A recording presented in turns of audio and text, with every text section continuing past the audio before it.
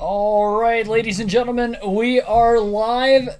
Sorry for the slight delay, but we are live just before the start of our dual races at Daytona. And this is going to be an interesting set of races here today at the Daytona International Speedway, as we have two dual races, each 60 laps, all to set the starting lineup for this Sunday's Daytona 500. Still on the opening pace laps. I got caught by a train on my way home from going out to eat, so I'm a little bit late to get to the stream for that reason. But we are here before the start of the race. Quickly, we'll go through the starting lineup, and then I'll get the chat on my phone here in a little bit because my phone needs to be on a charger. I'll actually do that real quick, and then I'll go into the starting lineup.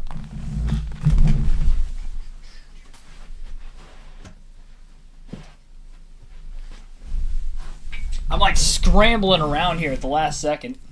I didn't think I was going to get home before the start of the race. I was sitting there for like 15 minutes. Had to be a slow train. Had to be. Otherwise, I would have been here on time. Actually, I would have been here a couple minutes early. We were supposed to start the stream at 7. So the Bluegreen Vacation Dual Races at Daytona, each will be 60 laps. Everybody will have to pit at some point in time in each of these races. Field has not even gotten the one-to-go signal yet. So pacing pretty well right now. Alex Bowman going to be on the pole for the Daytona 500. Therefore, he is on the pole for dual race number 1. William Byron, his teammate who qualified third yesterday, will start outside of the front row in second. Byron, a dual race winner in 2018 and a Summer Daytona winner in 2020. Joey Logano, Ryan Blaney will line up in row number 2. Blaney is a two-time dual race winner at Daytona. Joey Logano, the 2015 Daytona 500 champion, will be on the inside of that second row. Harrison Burton, Bubba Wallace in row 3. Harrison Burton making his second Daytona 500 start this weekend. And Bubba Wallace, a runner-up at Daytona in the 500 twice and in the summer race once. We'll see if he can get a dual race win. He also won a dual race at Daytona in his Cup career. Chris Buescher, Ross Chastain will line up in row number 4. Chastain, a super speedway winner at Talladega. Buescher won one of the two dual races last season. Kevin Harvick and Ty Gibbs will line up in row 5. Harvick in his final season in the NASCAR Cup Series. And Ty Gibbs making his rookie season in his Daytona 500 debut this weekend. Christopher Bell, Jimmy Johnson will line up in row number 6. Johnson is back part-time in that Legacy Motor Club number 84 car. A part-owned race team for Johnson. And he's stepping into the driver's seat for the first time since 2020 in the NASCAR Cup Series. Christopher Bell, fresh off of Championship 4 appearance. Trying to make it back to the Championship 4 and a good start today. Trying to go for some points as they are awarded for the top 10 finishers in both races today. Johnson qualified his way in also through yesterday's time trials. He is one of the open entries this weekend, but he will not have to worry about where he finishes tonight. He is in the Daytona 500. Michael McDowell and Eric Jones will line up in row 7. Michael McDowell is the 2021 Daytona 500 winner. Zane Smith and AJ Allmendinger, row 8. Zane Smith will have to race his way in, trying to get his first career Daytona 500 start this weekend. If he could qualify, he needs to beat Chandler Smith in the 13 in order to qualify. More on him in a little bit. And AJ Allmendinger running full-time in the NASCAR Cup Series for the first time since 2018. Austin Dillon and Ricky Stenhouse Jr. will be back in row number 9. Austin Dillon is the 2018 Daytona 500 winner. He also won the Summer Daytona race last season. Stenhouse, the Summer Daytona winner back in 2017. Cody Ware and Ty Dillon will line up in row 10. And rounding out the 21 car field in row 11 will be Chandler Smith, trying to make his first career NASCAR Cup start as well in the Daytona 500 this weekend. Chandler Smith was not able to make a full lap at speed yesterday in qualifying, so he starts last in this first duel. Had a mechanical issue with his engine misfiring as he was trying to get going on multiple occasions. Ended up timing in 41st as a result. Has to race his way in. Hopefully they got those mechanical issues fixed for the start of today's race. So we'll keep an eye on those two open drivers. And personally, I'm leaning towards Joey Logano winning this race.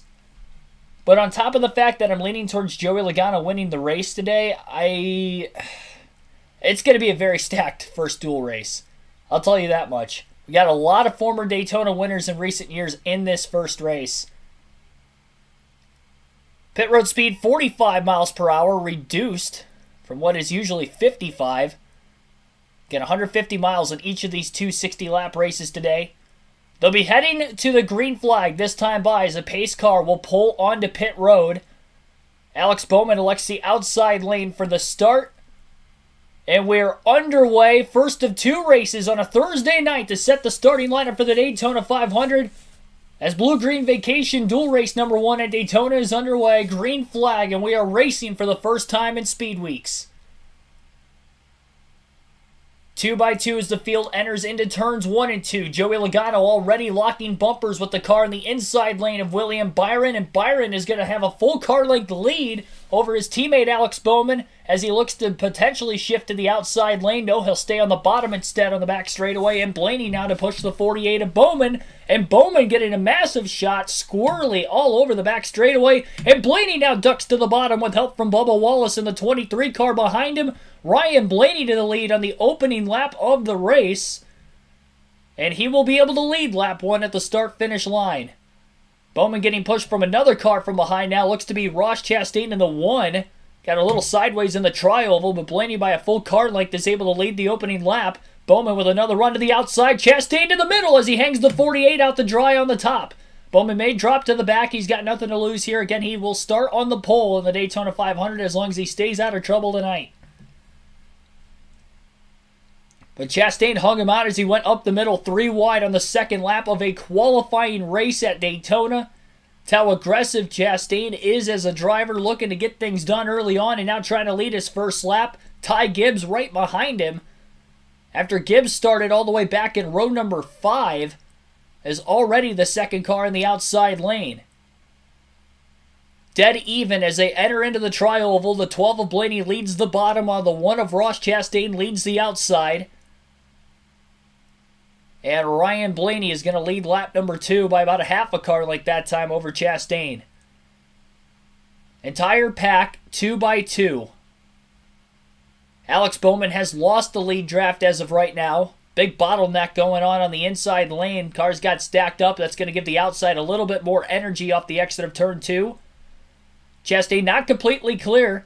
A lot of bump drafting going on, though, with those lead cars in their respected lines. Gibbs pushing the 1 of Chastain on the top, and Bubba Wallace down the back straightaway pushing Ryan Blaney. Blaney makes his first lane change, since leading the opening laps of today's race. Moved to the outside to check the outside run that Chastain could have potentially gotten there from Ty Gibbs, and then back to the bottom into the center of the tri-oval. 3 laps complete out of 60 in this first race. Fuel window 38 to 42 laps in both races tonight. May see some drivers split it at the halfway mark. It'll be interesting to see how the strategies will take place during green flag stops. No cautions in the dual races last year until the final lap of race 2. So we saw those races get a little spaced out towards the end. And the cycling of green flag pit stops definitely dictated who was going to be in contention to win the race in the late going. With the manufacturers split quite a bit in these races, with only running half a field size in each race today, it's going to shake things up quite a bit. I'll get the chat on my screen so I can start shouting some of you guys out. Terry Lewis, Dakota Rooser, M. David Dellinger Jr., thanks for tuning in. Jeffrey Giordano, Tyler Burbeck, Sandman, Billy Kramer, Patty and Rumdy Creations, Kenneth Clark, Justin and Ash. Everybody, welcome into the stream. I'll get a thumbnail out for you guys as soon as this first race comes to an end. Patrick Shadley, thanks for tuning in also. I was almost late to my own stream. It was cutting it pretty close, I'll tell you that much. Ryan Blaney has led the first 5 laps. That was probably the closest lap he came to not leading at the start-finish line as Ross Chastain got to his outside.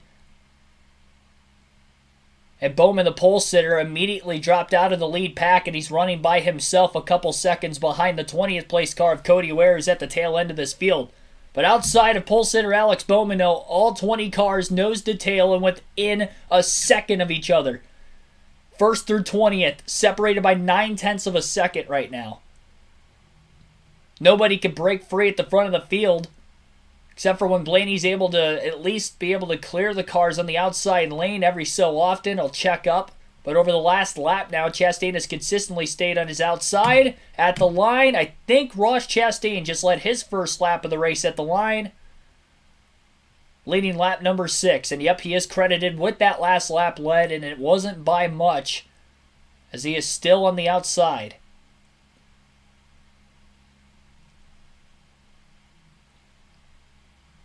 Top 5 right now, crisscrossing obviously in positions. You got Ross Chastain in the race lead, Ryan Blaney second, Ty Gibbs third, Bubba Wallace fourth, and Christopher Bell in 5th place.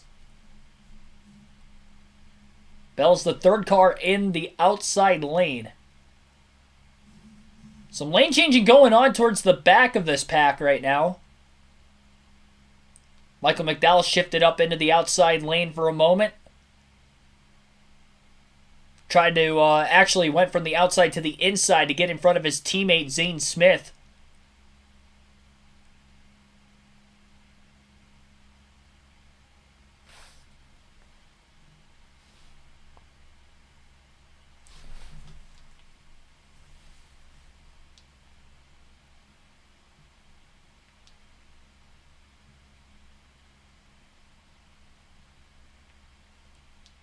Might have to connect my phone to an actual charger. That way I can get some battery life, get the chat up for you guys. I think I'm going to have to do that. I'll wait till a commercial break. 9 laps in. Commercial free so far. Ross Chastain has lost the lead. He is no longer the first car in line. Well, I should say he is the first car in line on the outside, but the inside really started to propel themselves forward as about the top 5 or 6 cars are clear on the inside. Ryan Blaney, Bubba Wallace taking control at the front of the field as Fox heads to the first commercial break of the night. Appreciate you guys tuning in. Be sure to hit the like button, subscribe for more daily NASCAR content.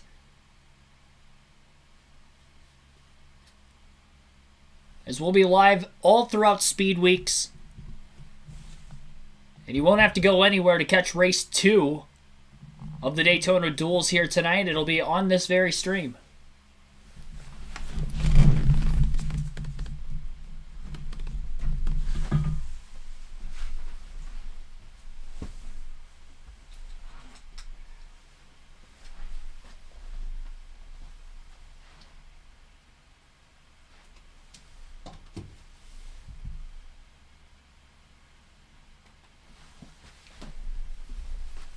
I know I'm apologizing a lot, but I have no clue who is all in the chat. So sorry if I keep screen hopping on you guys.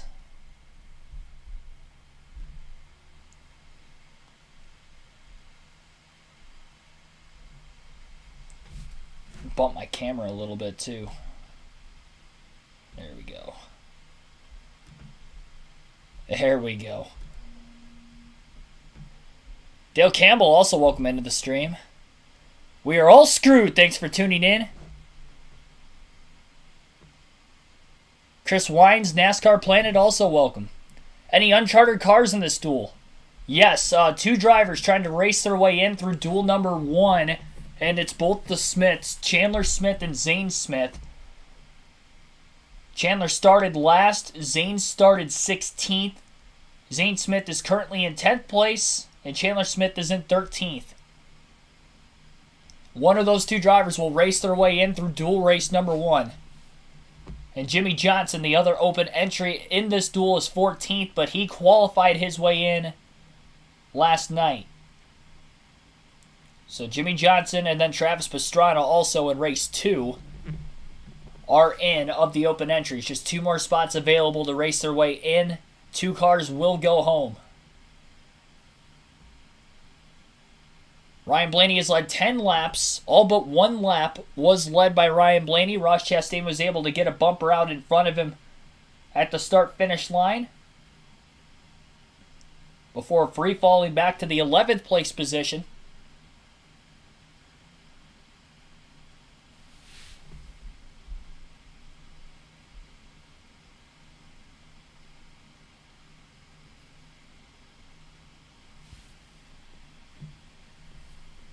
Single file line now, all on the double yellow line on the inside of the racetrack after running 2x2 for about the first 10 laps of the race.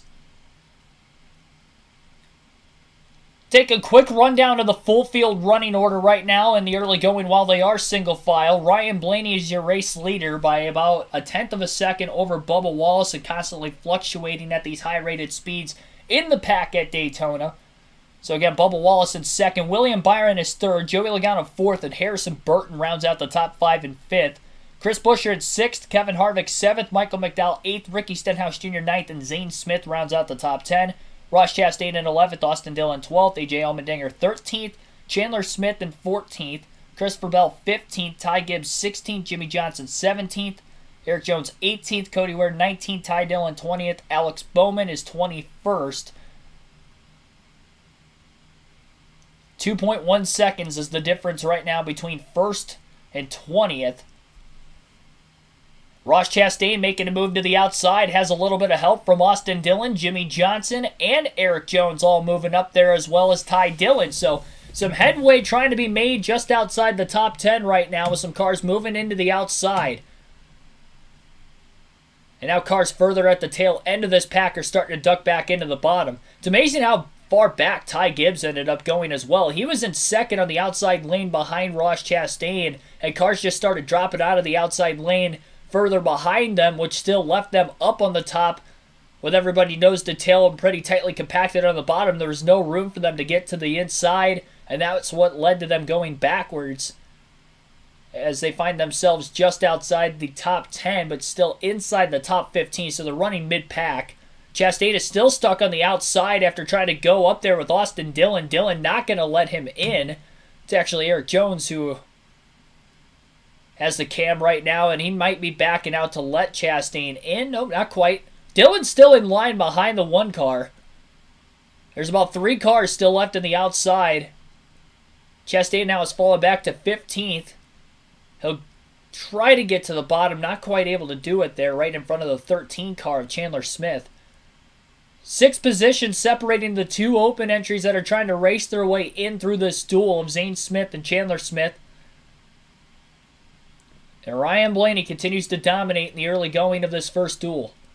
Started 4th, but was able to lead the opening lap.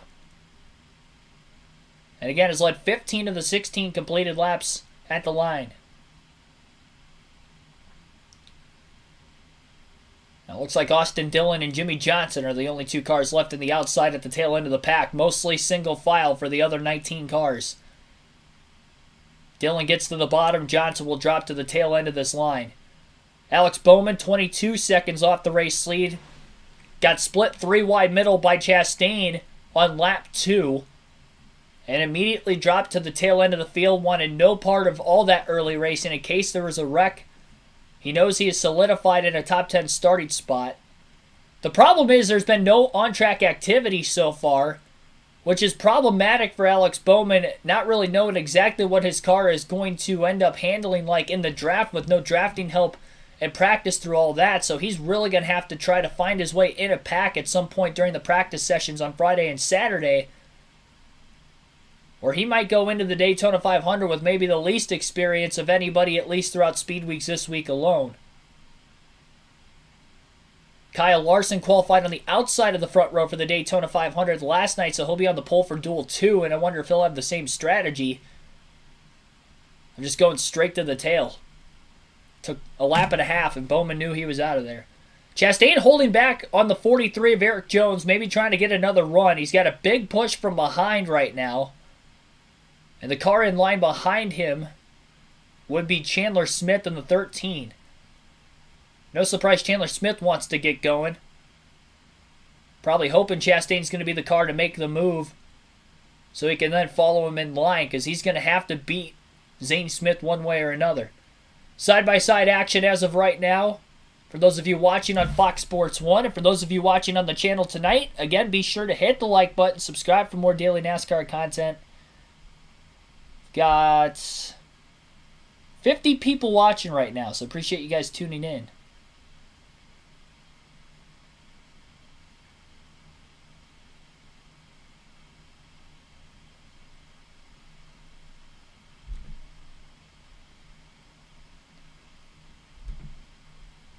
Let me know in the chat if everything is good with the audio side of things. I didn't really get to test it out before the stream because I literally rushed into this. Any interviews, of course, you guys will get to listen in between races, after both races today. Chastain trying to throw a block on Austin Dillon at the tail end of the field. And that back pack now starting to lose the lead pack. Chastain and Dillon still side by side. And there's about 6 cars, 6 or 7, it looks like 6 cars, 3 on the inside, 3 on the outside, that are side by side, and they're starting to lose the lead pack right now, which is about 15 cars. Dillon now leads that second group with Chastain behind him. And Chandler Smith is in that group, which is not good for him, with Zane Smith being in that lead pack still. 20 laps complete, 40 to go. The fuel window's open to be able to make it to the end of the race if anybody chooses to try to short pit. Risky if we get a caution. I doubt that we'll see a caution with them running single file like this until at least we get into green flag stops, but we see it time and time again on these super speedways when trying to go from 200 miles an hour down to what is now 45 miles an hour is the pit road speed limit. It used to be 55, so now they have to slow up 10 miles an hour more, which could potentially cause for there to be even more likely of an accident when getting into green flag stops. It'll be interesting to see how this is going to work. And these teams were not able to, again, practice at all yesterday or today, so they have not been able to practice a pit stop with the new pit road speed limit at Daytona.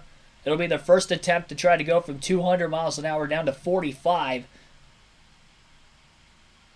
on that little bit of front stretch they have from the exit of turn 4 to the entrance of pit road getting into the tri-oval.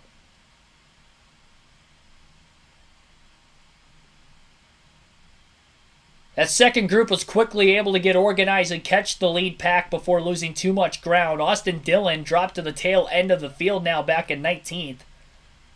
And there is another car that has lost the lead pack, and that would be Ty Dillon. He was not able to keep up with that second group. And now we've got cars pitting. So again, the window was open.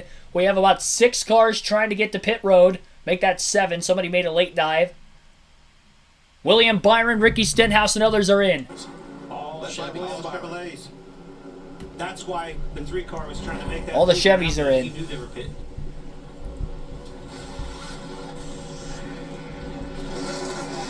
Tire stops. A lot of right side tire changes. Ty Dillon, to catch that group, may not have taken tires. Allmendinger stalled it coming out of the pits. It's going to be a slow stop for him. Hard to catch up. They need every car they can get. Strength in numbers here. And that's a great point. I mean, Ty had lost the draft. There was no hope of him getting caught back up. Sacrifice the performance of the tires just to get yourself back in that pack. It's the lesser of the evils.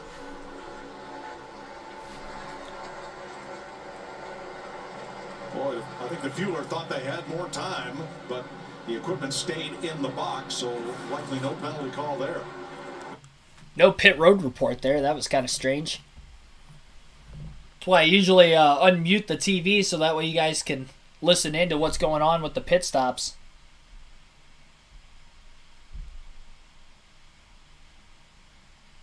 Good audio. Okay, thank you.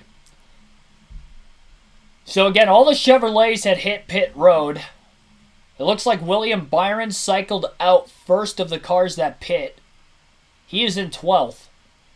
Everybody took right sides only except for Ty Dillon went fuel only. Again, he was the driver who had actually lost the lead pack. So that was really his only chance to try to get back into the mix, and he was able to do that, as he is in between Eric Jones and Austin Dillon in 17th. All the Fords and Toyotas continue to stay out of the pits, though. That would be the top 11. Cody Ware in danger of losing the top 10 in front of him. There's quite a big gap between himself and the 10th place car of Ty Gibbs.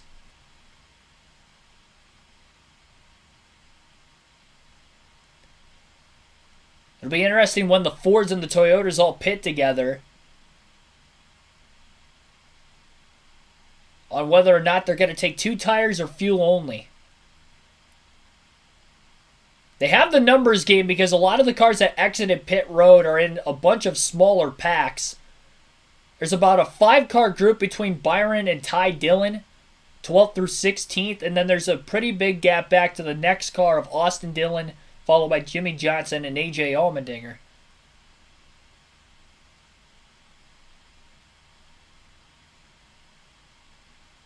And Ricky Stenhouse Jr. fell a lap down somewhere in there. I think he might have had to come back into the pits and serve a penalty potentially. I don't have any audio in my ear, so there's really no sense of me wearing this earpiece right now.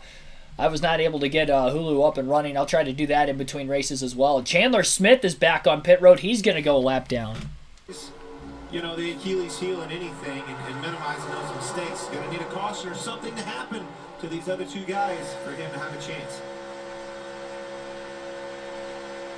So right now, Zane Smith in 9th place in the race-in spot. Jimmy Johnson is already locked in on speed. Here's the way those open cars sit right now.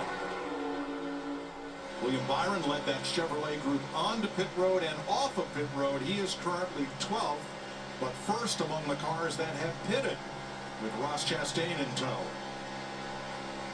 But here's the factor that we have to see is these lap times there. The difference in speed is enormous right now. But there's something we've seen here in the past too. The group that pits first sometimes has the advantage because the second group comes out and it's the first group that pits is behind and gets that tow and gets a big run and just goes right on by. But this is an opposite scenario where they pitted early. That second group you see coming off of turn 2 down the backstretch, they're getting that draft now, and you see it in the lap times. They're banking that. So it'll be interesting to see how this all averages out by the time not only we get through the whole pit cycle on the Ford side and Toyota side, but where they all land 5-10 laps after. Spot on, Tony. We're not talking tenths here. We're talking seconds. 2 seconds faster a lap than that group that already pitted. They're running them down in a hurry. The numbers game and the fact that they may be getting just a little bit of a draft off the tail end of that second group. I don't know that they're necessarily close enough to be able to do that. It looks like on track they're a few seconds behind them still. But they have the numbers game, and I think that is what is making the difference right now. You figure they have 10 cars in that pack, and that second group only has about 8. And even though it's only 2 cars, that does make a difference. It also helps the fact that the Fords were really quick. In Speed Weeks last year, you have to assume that they might be one of the favorites from a manufacturer standpoint this year. And if that is the case, and they're overall faster as a whole, and they have more cars, Chevy is just majorly outnumbered. We'll be halfway home at the line in dual race number 1. 30 down, 30 to go. The top 11 that you see on our leaderboard right here will still have to hit pit road. While everybody from William Byron and 12th on back has already pit. 2 cars are a lap down due to penalties. Chandler Smith and Ricky Stenhouse Jr. Chandler Smith, one of the open entries. So the likelihood of him being able to race his way in is not going to be very high. Unless he can get a caution to get the free pass. He is in the free pass position ahead of Stenhouse right now. But it is not looking good for Chandler Smith. Or has to hope Zane Smith also has a pit road speeding penalty. And if you're the crew chief of Zane Smith, you have to tell your driver at all costs do not speed. And have to be telling the crew members at all costs do not have a penalty. Because it's pretty much his race to lose as far as the fact of him trying to race his way in through that open spot in this race. The lead pack is catching the second group at a much faster rate. They were able to get themselves in the draft about a half a lap ago. Ryan Blaney now catching the tail end, and they'll pit all of a sudden at random right as they were catching that group. One car locking their tires up further back. I think it was Zane Smith. He's going to get it slowed down in time. And we've got pit stops for the rest of the field. And Kevin Harvick coming into pit as to plan with the rest of the cars he had been running with. He's been running inside the top 10. They're going to get some fuel and head back out. Regan? Josh, things going perfectly right now for Zane Smith. He went to Roush Fenway Racing, Keselowski Racing, to practice stopping the car for pits. Just for this moment, they told him not to slide the tires, Jamie. And the plan for the Toyotas and Penske's as well. Right sides only, just enough fuel. They need to make it 30 more laps. Halfway.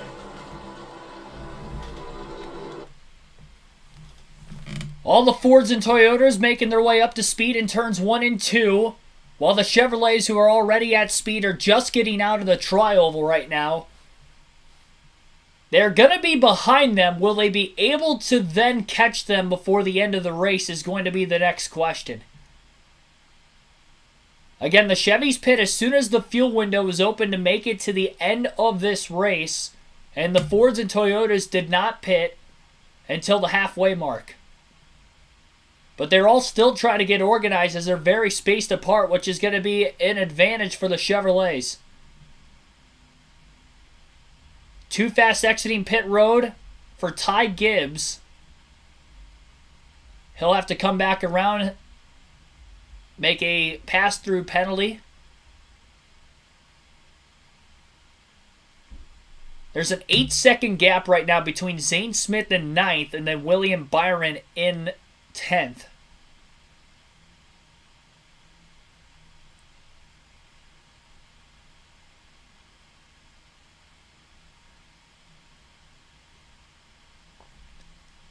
So this will end up putting Ty Gibbs a lap down once he cycles off of pit road. Ryan Blaney to the outside of Christopher Bell, side by side for position. This is going to break these guys up even more if they really get to racing. As that goes on, it looks like Fox is going to be heading into another commercial break here.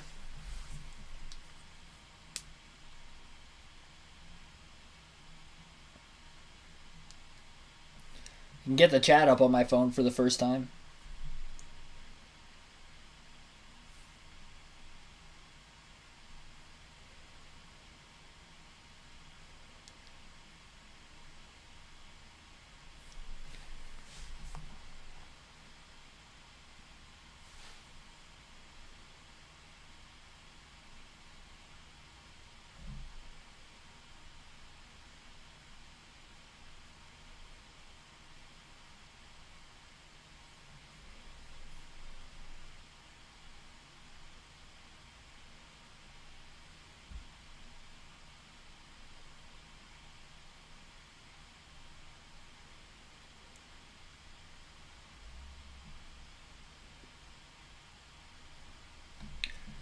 We'll take a full field rundown real quick of the current running order in dual race number 1. 26 laps to go.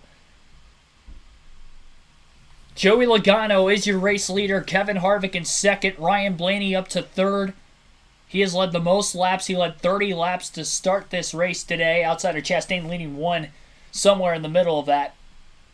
Chris Buescher is in fourth. Christopher Bell in fifth. Harrison Burton 6th, Bubba Wallace 7th, Michael McDowell 8th, Zane Smith in 9th. He is the top running of the 2 open drivers trying to race their way in here through Duel 1. William Byron rounds out the top 10. He is 7 seconds behind Zane Smith. Zane Smith and Michael McDowell are actually out of the lead pack. They're drafting by themselves. So Byron is about 8 seconds behind Bubba Wallace, who is the last car in line of the leaders. And Byron rounds out the top 10 in 10th place currently.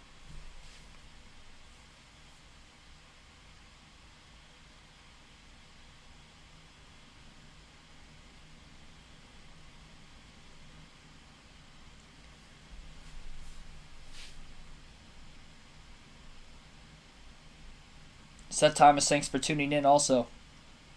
Got 67 people watching right now. Be sure to hit the like button. No Torres also welcome into the stream. Like, subscribe. for more daily NASCAR content. Caution free so far through duel number 1. Had some pretty intense racing for about the first 10 laps, then they went single file. We saw green flag pit stops start about 10 laps after that. And then the rest of the field just came into pit road about 6 laps ago, which has led us to where we are so far with 24 laps left in duel race number 1. The Fords and 2 Toyotas drafting together right now towards the front of the field. And the 2 front row cars, in fact, of Chandler Smith and Michael McDowell, or I should say Zane Smith and Michael McDowell, have caught the lap cars of Ricky Stenhouse Jr. and then the 13 of Chandler Smith, who had pit road penalties, had to make an extra stop. And as a result, they went a lap down. That is allowing these cars to have at least a couple more to try to catch the lead pack. So I wouldn't completely count those front row cars out of this thing yet. But it is going to be very difficult for all the Chevys to catch up, which is William Byron again in 10th place and Ross Chastain in 11th on back. Unless we get a caution in these final 23 laps.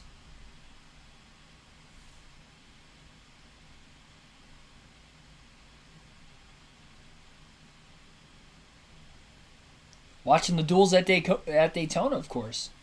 Watching some train racing right now, actually.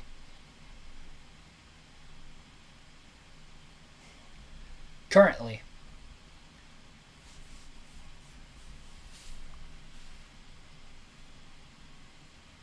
I was expecting duel race number 1 to be the better of the 2 races, knowing the drivers that we had in this race in particular and how good most of this field is really on super speedways. A lot more of the aggressive drivers really in this race as well. We saw Ross Chastain making a bunch of moves, but he's in that second group right now, and they're trying to stay single file, so there's some sort of hope for them to catch up to that lead pack.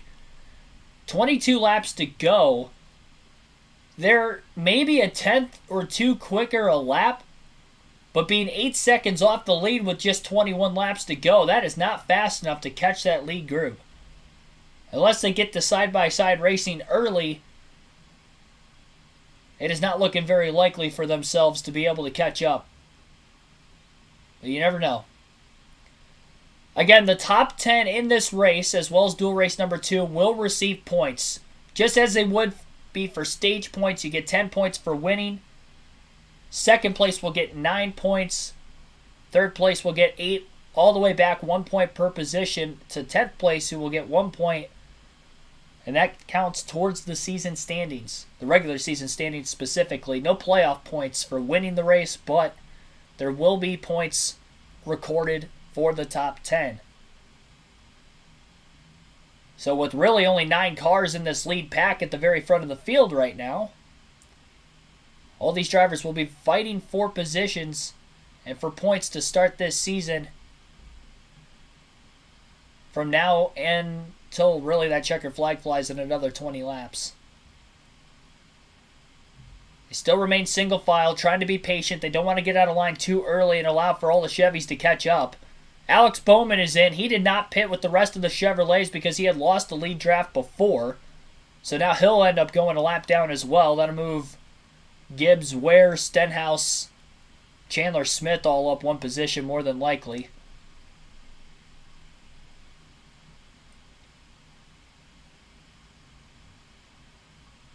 And that second group is really starting to lose time now. The lead pack caught up to Jimmy Johnson and, actually that's Cody Ware and Ty Gibbs. And I think that was allowing them to pull away a little bit faster with the lead car in this lead group, catching a little bit of drafting help. Bubba Wallace still a little bit slow trying to get around those lap cars. He'll back up now to Michael McDowell. Got a big push from behind. Wallace got really loose in the middle of the tri-oval. Holds on to his race car, ducks back in line on the bottom and trying to suck back up to Harrison Burton in the 21. What was about a 9-second even difference between the last car in line of the leaders, and then that second group from 10th on back is now to 9.9 seconds, so they have definitely lost time. They were gaining about a tenth or two a lap for about 5 or 6 laps, and then they end up falling back again. Brandon Beach, thanks for tuning in.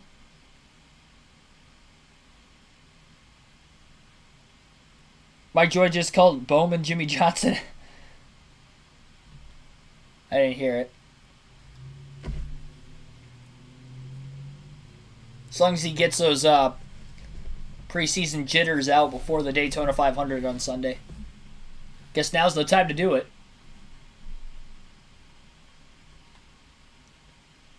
Lead car in this pack of Joey Logano off the exit of turn 2 was only going about 187, I say only, but going between 187 to 189 miles per hour. While meanwhile, the cars behind him in the pack in the middle of 1 and 2 were going upwards of 192 to 194. Goes to show how big of a run those guys are going to get on Logano whenever they decide to try to make a move. Logano was leading on the final lap in dual race number 2 last season. Pulled a bad block off the exit of turn 2 on that final lap, caused a wreck.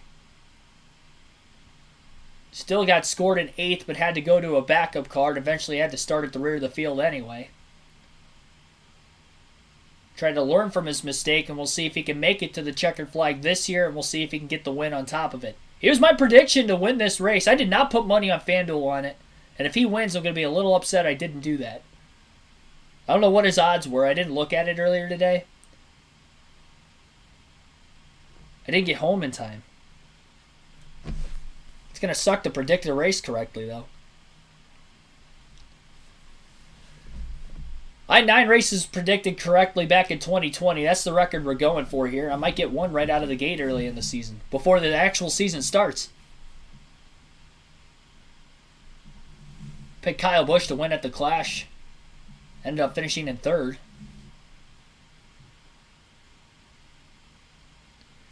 $81 people in the chat right now. Be sure to hit the like button if you haven't done so already. And again, subscribe for more daily NASCAR content. Definitely hit the likes. 35 likes, 85 people watching. Smash the like, subscribe. We'll be here all speed weeks long.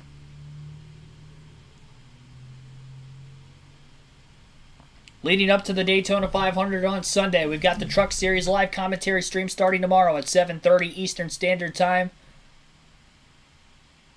ARCA and Xfinity Series live commentary streams on Saturday. We'll do a little double header there at 1:30 Eastern Standard Time for the ARCA race. The Xfinity race will start at 5 p.m. Eastern Standard Time, and our Daytona 500 coverage will begin at 2 p.m. Eastern Standard Time on Sunday. All racing this week on Fox Sports 1, excluding the Daytona 500 on Sunday, which will obviously be on the main Fox network, your local Fox affiliate. 14 laps to go in Bluegreen Vacations dual race number 1 at Daytona. Joey Logano has the race lead right now. The top 9 are in the lead pack, and we'll all be going for the win here in these final 13 laps. So Logano leads, Kevin Harvick in 2nd, Ryan Blaney is currently 3rd, Chris Buescher 4th, Christopher Bell is 5th, Harrison Burton 6th, Bubba Wallace 7th, Michael McDowell 8th, Zane Smith 9th, and then the second group, led by William Byron, is in 10th place. Ross Chastain 11th. Eric Jones 12th. Ty Dillon 13th. Austin Dillon 14th. Jimmy Johnson 15th. And A.J. Allmendinger's the last car in the lead lap at 16th. Ricky Stenhouse Jr. had a pit road penalty. He is 17th. So did Ty Gibbs. He's 18th. Cody Ware just lost the lead draft. He is back in 19th, the lap down, drafting with those guys. Chandler Smith had a pit road penalty in 20th. And Alex Bowman dropped to the back initially at the start. He rounds out the field, but he is the pole sitter for the Daytona 500. The winner of this race will start 3rd. Again, this first race will set up the inside starting lineup, the inside row for the Daytona 500. So from 3rd on back, and wherever Bowman finishes, obviously there would be a gap there because he would end up moving all the way up to 1st anyway for the start of Sunday. As long as he stays out of trouble these final 12 laps, which he's kind of in no man's land, so he should be able to do so. Now, there are a couple lap cars in this lead pack as well. Ricky Stenhouse Jr. and Chandler Smith, I do believe. Ty Gibbs has lost the lead pack. He's all by himself right now, and then all the Chevys are further back. Now, we might see two separate races for position on the final lap, assuming the Chevys can't catch the Fords. They've closed in a little bit. They're 8.8 seconds off the lead. It was about 9.9 seconds back about 7 or 8 laps ago. But they are still not quick enough to be able to catch the leaders unless they pull out of line too early. But the reason why I say there might be two battles is because that 10th place spot leading the second group of William Byron is worth 1 point, which will count towards the regular season standings.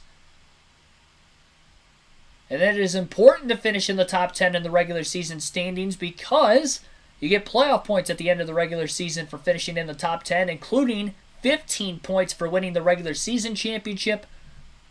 We have seen the regular season champion make it to the championship for all but 1 year in the 16-man playoff field since 2014. The only driver to miss, of course, was Harvick in 2020. But based off of the statistics set out, 90% of the time, through the first 10 seasons, I guess 9 seasons, so just under 90% of the time, the driver who wins the regular season championship makes it to the championship 4. Zachary K., thanks for tuning in.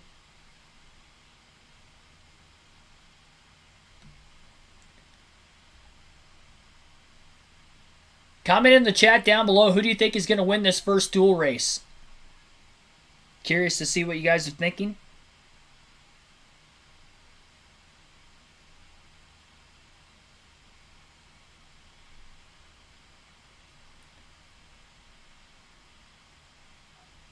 Nine laps to go currently. Logano has to know that move is going to be made at some point in time. Will it be the final lap? Will it be before then? It depends really how far back drivers are willing to potentially make a move. And honestly, I wouldn't be surprised if a driver like Bubba Wallace in 7th would be the first driver to pull out of line maybe before the final lap. 8.4 seconds off of the lead pack right now for William Byron. Really, he's 8.4 seconds off the lead, and he's more or less like 7.1 to 7.2 seconds behind Zane Smith in 9th. But with 8 laps to go, he's going to have to be almost a full second quicker a lap to be able to catch those guys. And even if he catches them on the final lap, it's going to be too late at that point. So you can pretty much mark Byron on back out from trying to win this race without a caution. And the score will have to be settled with the 9 drivers at the front of the field right now. 7 laps to go, this time by at the line as the field exits turn 4. Jasper Hoodie, thanks for tuning in. Chris Williams, thanks for tuning in. Dale Earnhardt, that's his pick. Harvick or Blaney? Yeah, those guys are 2nd and 3rd right now. See a lot of Harvicks and Blaneys.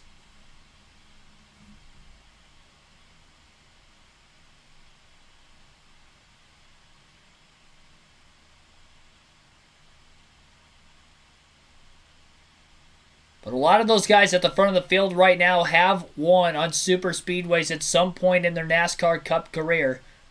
Logano, former Daytona 500 champion. Kevin Harvick, former Daytona 500 champion. Ryan Blaney has won on 3 super speedways since 2019.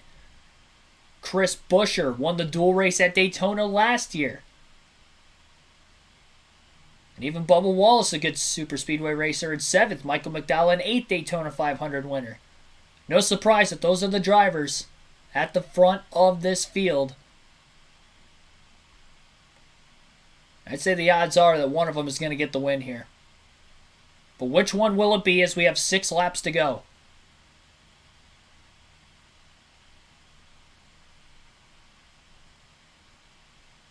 Showing that Chevy group once again, still sitting 8.4 seconds off the race lead.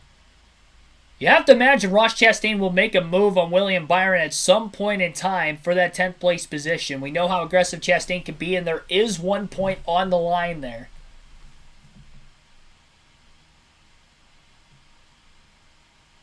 Main reason why Fox is probably cutting back to them from time to time. So we have two separate battles on the racetrack going on. A little less than 5 laps to go. Field exits turn number 1. Bubba Wallace. Kind of lurking to the outside a little bit off the exit of turn 2. Is he potentially backing up to try to get a run?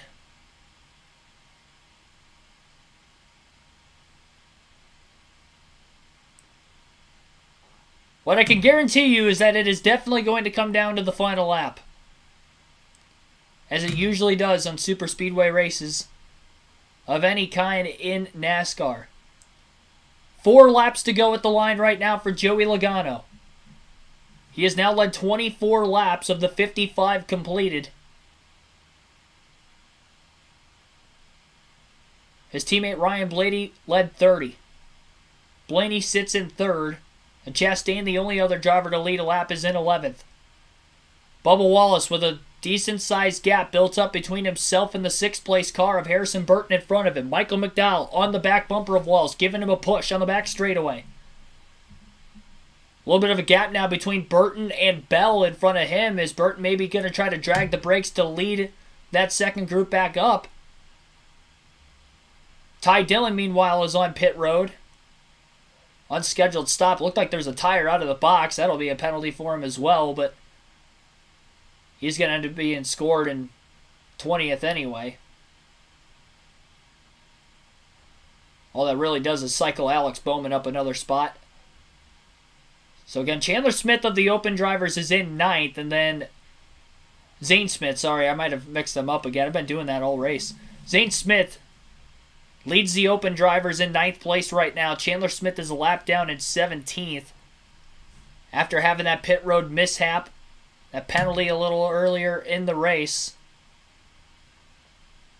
Bubba Wallace has a gigantic gap, about 4 or 5 car lengths is the difference between Wallace in the 23 and Harrison Burton in the 21. And they've got a massive run in the tri-oval. Burton is now letting off of the 20. Wallace is going to make a move, pulls out a line, but I think they're too far behind the 20 of Christopher Bell as they have a little less than 2 laps to go. Michael McDowell goes with the 23. Now he's pulling the 34 away as McDowell could not clear Harrison Burton, and Wallace really not having a car behind him despite getting a nice pull off the 20 of Bell. So he picked up 1 position with that, but the problem is he has to drop back in line as the cars didn't stay organized behind him.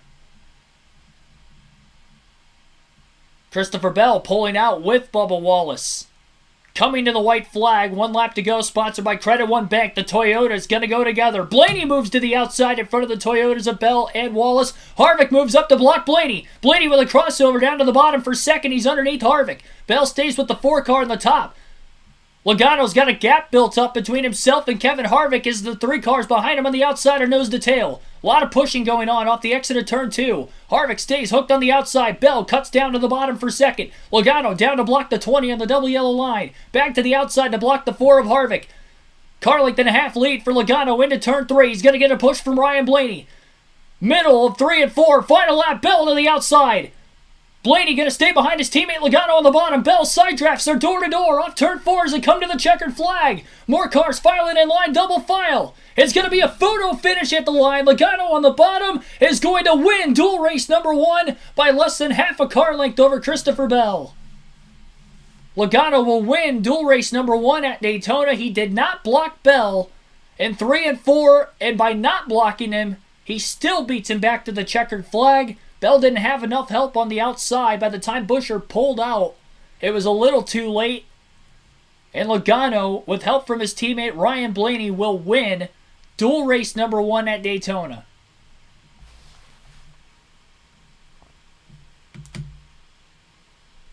A photo finish in our first duel of the evening. Zane Smith will race his way in, finishing in 8th place in his open race. Nice top 10 for the Front Row Motorsports team. And Chandler Smith for Colleague Racing will be headed home after finishing 18th, 1 lap down.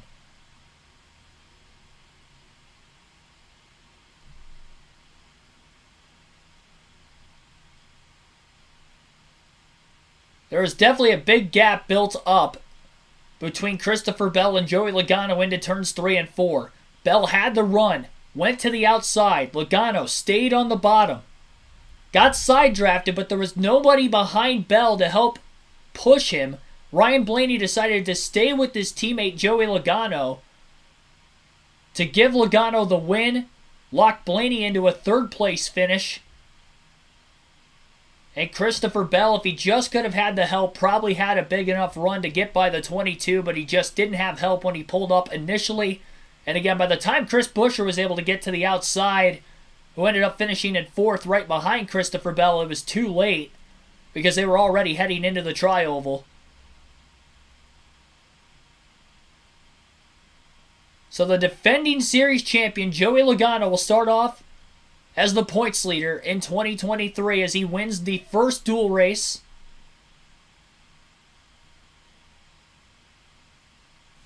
And you'll be getting an interview with him.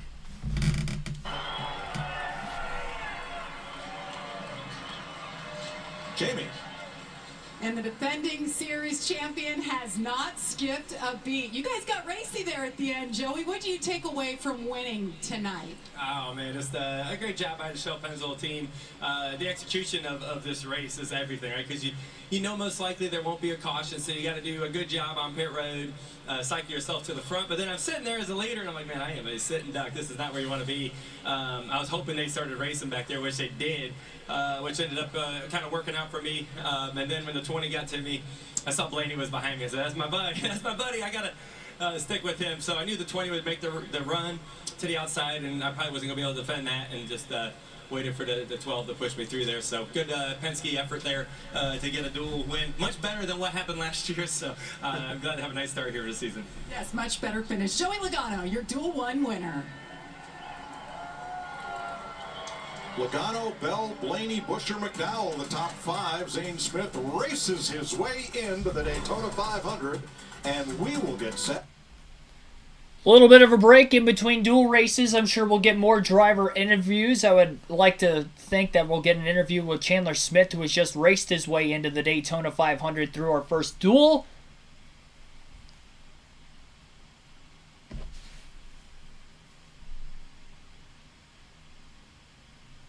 So, there we go. Good start to the race. Pretty quiet middle portion and heated up on the final lap. Ended up with a photo finish between Joey Logano and Christopher Bell. And Logano was able to get the win. Here's your full results for dual race number 1 at Daytona. Joey Logano wins, leading 29 of the 60 laps. Margin of victory, 18 1/1000ths of a second over Christopher Bell, who ends up in 2nd. Ryan Blaney ends up 3rd by 69 1/1000ths of a second, right behind the 22 and alongside the 20 on his back bumper. Chris Buescher finishes in 4th. Michael McDowell 5th. Kevin Harvick ended up in 6th. He was 2nd on the final lap. Bubba Wallace 7th. Zane Smith, open entry again, races his way in to the Daytona 500, finishing 8th.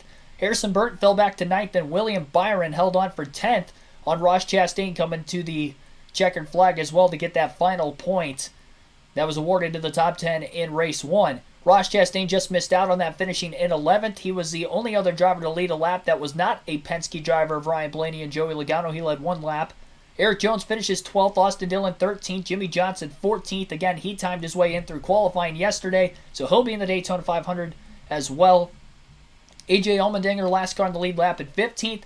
Ricky Stenhouse Jr. finished 16th. He had a pit road penalty. Alex Bowman just dropped back from the get-go. He'll be on the pole for the 500 despite finishing 17th today. Chandler Smith will go home after finishing 18th. He was the 2nd of the 2 open entries that still had to race their way in this first dual race. So unfortunately, Chandler Smith's night is done, and Speed Weeks is done early. He will not be able to make his first Cup start this weekend. Ty Gibbs ends up 19th. He had a pit road penalty. Cody Ware ended up lap down at 20th. He lost the lead pack somewhere in there and then ended up getting caught by the lap cars. And then Ty Dillon rounds out the 21-car field. He'll be starting 39th in the Daytona 500 on Sunday, as he ended up having to make an extra stop for whatever reason. I don't know if he had a tire going down or what the case was, but he pitted again with about 3 or 4 laps to go in the race. Ryan Blaney led the most laps with 30 laps led, and we had a total of just 3 lead changes in this race. 47 minutes, 55 seconds total time on our first dual race of the night.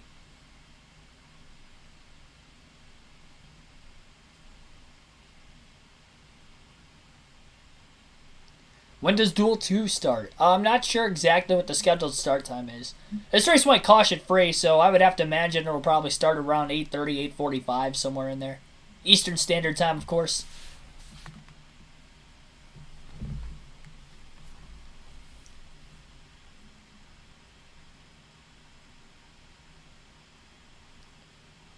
And here is Zane Smith with Regan Smith. There were no nerves. You didn't have time for nerves. Were there nerves when you got down to the end there?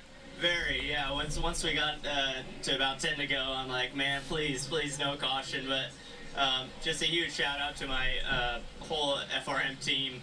Our well-cared Mustang was good enough to get in, which there's a lot of really good open cars. So just so proud of everyone.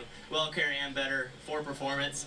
I don't know what life is. I have Jimmy Johnson parked behind me. I watched him all my life growing up and still is my idol. And so just unbelievable being in the Great American Race. Zane Smith will race at Daytona and the Daytona 500 on Sunday. A lot of Smiths in the garage this season, aren't they? Over to Regan Smith, Jamie Smith, Trevor Smith. So there was Zane Smith. Again, he has raced his way in through duel number 1. Robert Perkle, thanks for tuning in also. Ethan, welcome into the stream. Think Pastrana wins Duel 2 or finishes top 5. I doubt it. One thing I found out from this race, the Toyotas are outnumbered. There were only 2 Toyotas in this 21, actually 3 Toyotas in this 21 car field. You had Bell, who was the only, well, him and Gibbs were the only 2 Joe Gibbs Toyotas and 12311 Toyota of Bubba Wallace, so there should be 4 Toyotas in dual race number 2, but they are heavily outnumbered. They'll probably go with either the Fords or the Chevys, whoever is closer to the front as well. Here is Chandler Smith. This didn't go smooth from last night. I know you gave it your all, but what do you take from this experience? Just taking an opportunity that Chris Rice and Matt Colleague gave me there. Before I said, I'm fine with if I don't make it, but it'd be awesome if I made it. I believe that everything happens for a reason. I'm a believer. So I'm fine with this. I had a lot of fun right there. I learned a lot.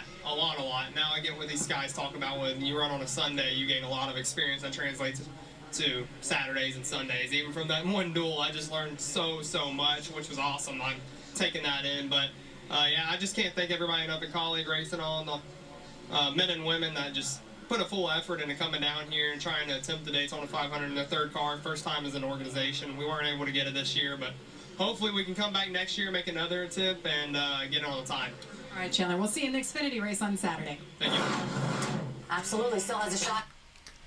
I actually predicted Chandler Smith to qualify his way in on time yesterday, just knowing how fast the Chevys typically are during Speed Week in qualifying. But because of those mechanical issues that he had, he was unable to make a fast lap at all. Ended up qualifying last of the drivers who actually were able to make a lap. So that's why he had to start last in this duel. And then on top of the fact that not only he was behind Zane Smith this whole race as a result of that, could never get back up inside the top 10 where Smith was running most of this race, Zane Smith.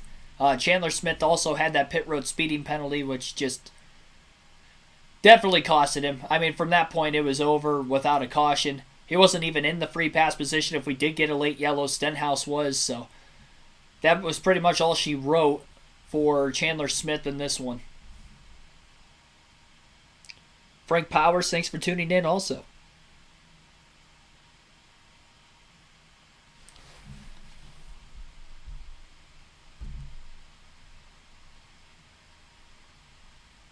Got 49 likes on the stream. Let's try to get that to 100 before the end of the night. Think we can easily do that. And again, subscribe for more daily NASCAR content if you have not already.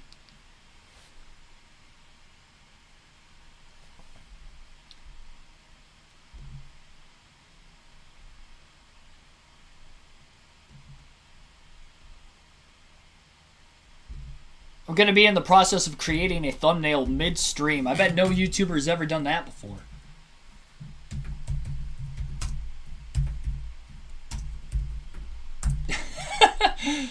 I need to get something up. I was running behind. If I didn't get caught by that train on the way home. I had to work a full day today on top of it. That will definitely not happen again.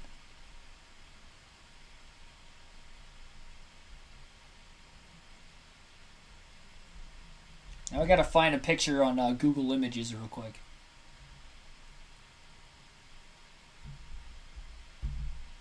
There's one. We got some time to kill between these races while Fox is on a commercial break. Put your predictions down in the chat for who you think might win Duel 2, but I'm upset I didn't make money on Duel Race number 1. I wish I would have gotten on... See, if I would have gotten home early enough, I could have went on FanDuel and won some money. I don't know what the odds were for Joey Logano, but usually Daytona, your favorites are like 8-1. He had to have been one of the favorites. Started third. He was my pick to win. Got the win. I've been feeling Joey Logano for most of Speed Weeks, to be completely honest. Here's Christopher Bell. Saw you make the move at the end. What more did you need? I don't really know. I need to watch it back and see what happened. And Stevie, my spotter, got on there and said I didn't have any help once I got outside the 22. So ultimately thrilled with second to get 9 points. And Speedway racing has been a really big struggle for us, and it's been a focus to try and execute a little bit better. So proud of all of our partners at Ream and DeWalt to get them a good showing early on in the season at one of my weaker racetracks. So hopefully we can build on this and maybe finish my first Daytona 500. Thanks and good luck on Sunday.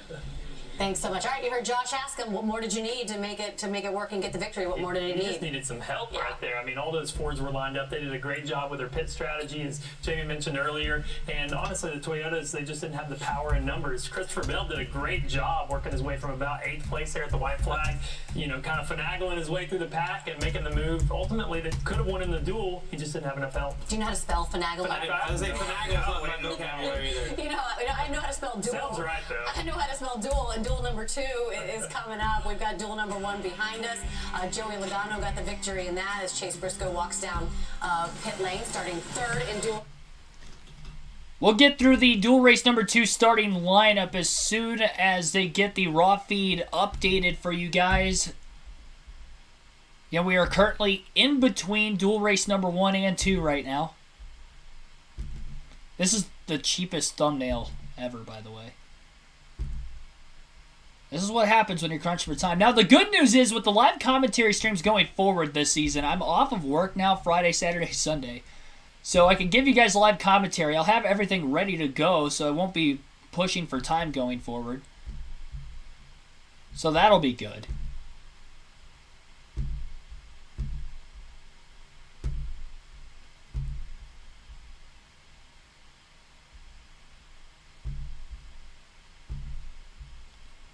Appreciate you guys sticking around, though, in between races. There we go. Thumbnail updated. That'll help.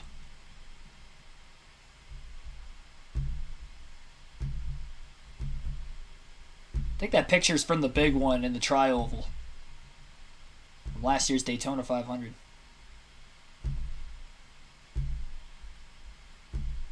There we go. I might have to back out and try to get back into it again to get the raw feed potentially updated between these duels.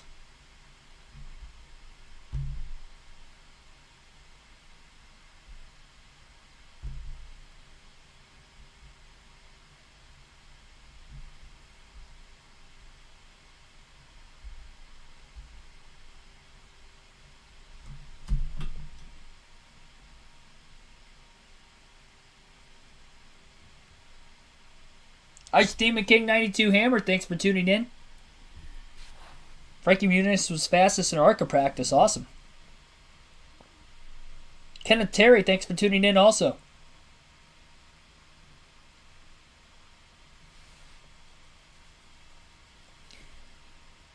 Ford's looking really tough to beat. Yeah, just like last Speed Weeks last year.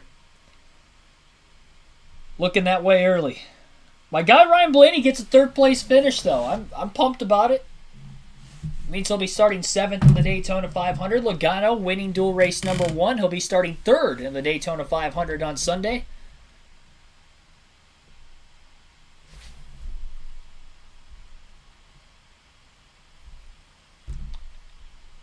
Gotta get Hulu up on my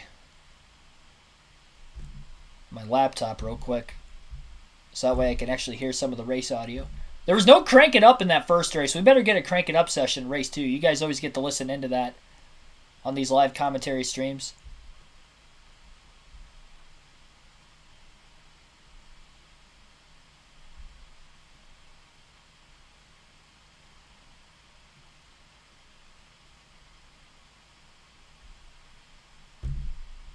I don't know why it sent me straight to race day.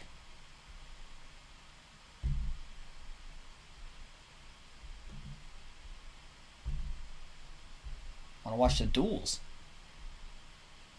I didn't even know race day was recorded. There we go.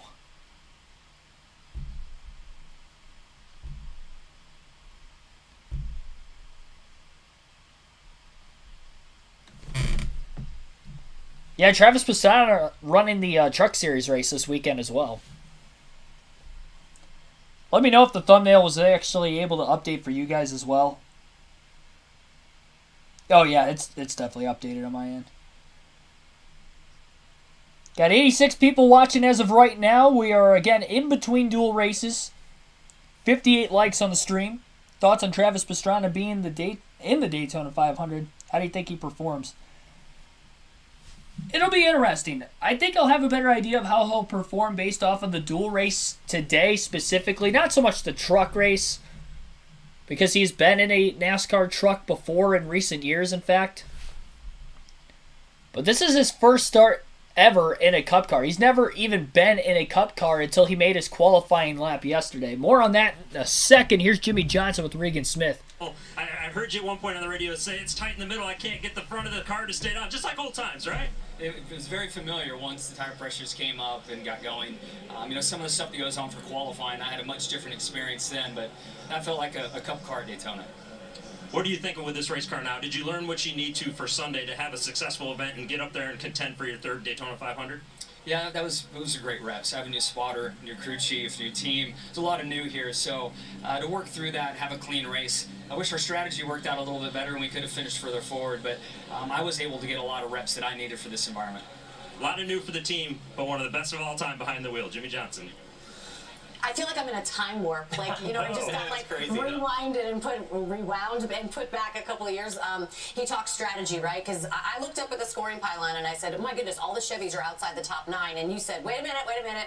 And it's not just because of speed, it's because of strategy. So walk me through this. So Joey Logano said this. We typically know we're not going to see cautions in the dual races. They typically go green. And that means that when you pit, makes a huge difference. Last year, the Fords pitted early, and it worked out for them because they had the most cars pit, came out, were able to run the fastest laps.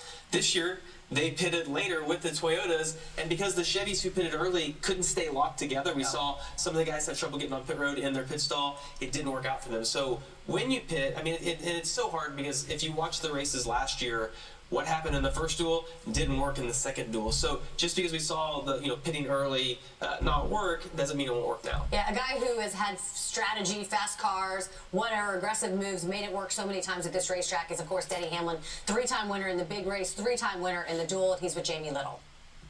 And here you go, Jamie Little with Denny Hamlin. Denny Hamlin coming up here in duel number 2. Well, you had 3 Toyotas there that you got to watch. What'd you take away from their performance there and what you need to do here? It's such a numbers game in these duels. For us, with not having numbers, we just try to blend into whatever Ford or Chevy pack has because they have more cars, and then we just sit there and wait till the last lap. That's pretty much all you can really do. So you got to make sure you execute on the pit cycle and then put yourself as far to the front as you can to be a factor. I thought Christopher did a really good job considering the numbers game, making a good move there on the end. All right, 4 Toyotas coming up in duel number 2. Strength.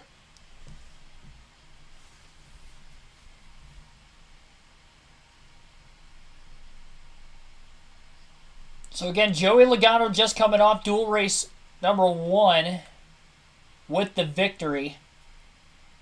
Just waiting on dual race number 2.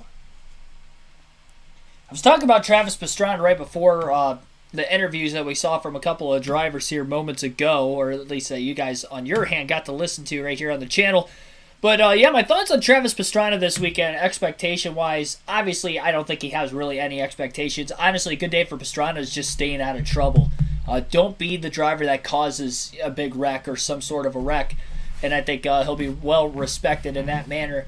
Throughout the course of the weekend, I think he should be able to do that. It'll be interesting to see how aggressive he is, and I think this dual race is going to be telling of that, how comfortable he is by the end of it as far as how aggressive maybe he'll be. I think he's going to be pretty tentative, pretty patient in the early going. He's got nothing to really lose here because he's not racing his way in. He already qualified his way in based off of time trials last night at Daytona. I could see him just honestly staying in a lane pretty much the whole race, not making any moves. If he does make moves and is actually successful with it in this dual race today, I actually have some higher hopes for him in the Daytona 500 because of how good the Toyotas seem to be in dual race number 1 and really over the last couple of years at the super speedways. Ever since Denny Hamlin started winning a bunch of Daytona 500s, really the Toyotas as a whole have been a force to be reckoned with on the super speedways. If it's not a Ford, I'd say Toyota is probably the second best manufacturer. Even though they're heavily outnumbered in a lot of ways, it's because they're able to team up with the Fords to even up the numbers between the Fords, Toyotas combined in the field compared to the rest of the Chevys. You saw that work out, obviously, in dual race number 1 with them working together. I'm sure they'll do the same thing in dual 2 as well.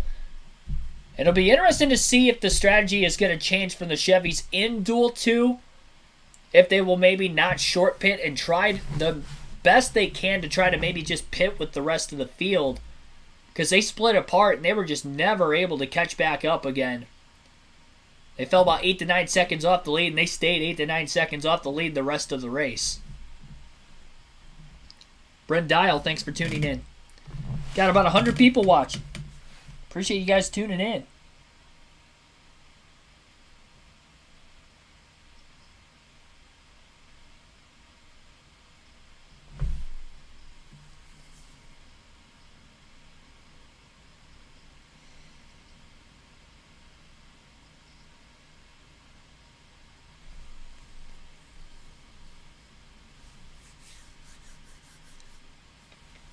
It's weird how on the raw feed, though, it's showing like the final 3 laps of the race. It's also weird when you go to the race center initially and it actually shows at the top of the screen the starting lineup for Duel 2, but then you click on it and it's still Duel 1.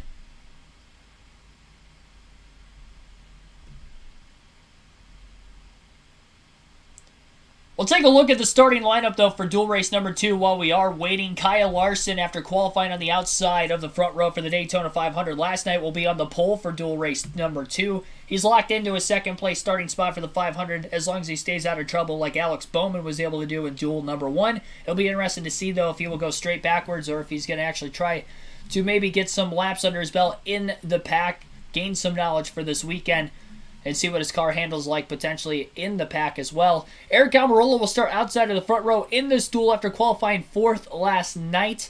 He is one of many Fords starting towards the front of the field in this duel specifically. He is a former Daytona winner, a summer race winner back in 2014. Chase Briscoe and Austin Cindric will be in row number 2. Briscoe, no superspeedway wins in his Young Cup career, but Austin Cindric coming off the heels of a 2022 Daytona 500 victory last season. We'll see if he can go back-to-back this year, and he's going to try to kick off Speed Weeks with a bang and try to get a win in duel number 2, just like his teammate Joey Logano did in duel 1. Kyle Busch and Daniel Suarez in row 3. Busch still searching for his first career Daytona 500 victory. He is a summer Daytona winner back in the year 2008. It's been a long time coming. He's had good finishes when he's able to make it to the finish on the super speedways and looked very fast in qualifying runs yesterday. Daniel Suarez has no top 10 finishes in his 5 career Daytona 500 starts, looking to change that this weekend. Chase Elliott and Ryan Preece will line up in row number 4. Elliott has not won at Daytona in his NASCAR Cup career, but has won at Talladega twice and New Atlanta on the super speedway once last season as well. And Ryan Preece his first weekend as far as the points-paying races go with Stewart-Haas Racing in the 41 car. Brad Keselowski, Tyler Reddick will be in row 5. Keselowski won his dual race last year, in dual race number 1 at Daytona. And Tyler Reddick making his debut this weekend, again with the points-paying races for 2311 in the number 45 car.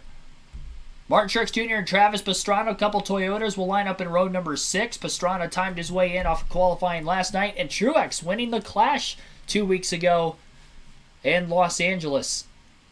Denny Hamlin and Noah Gragson will be in row 7. Hamlin, a 3-time Daytona 500 winner, most of any current driver, making a start the Daytona 500 this weekend. And Gragson heading into his rookie season with the newly rebranded Legacy Motor Club race team. He's the only one of those 3 cars in this race. He's going to have to team up with some other affiliated Chevrolets. Justin Haley and Austin Hill will be in row number 8. Austin Hill is one of the 2 open entries trying to race their way into the 500 in dual race number 2 today.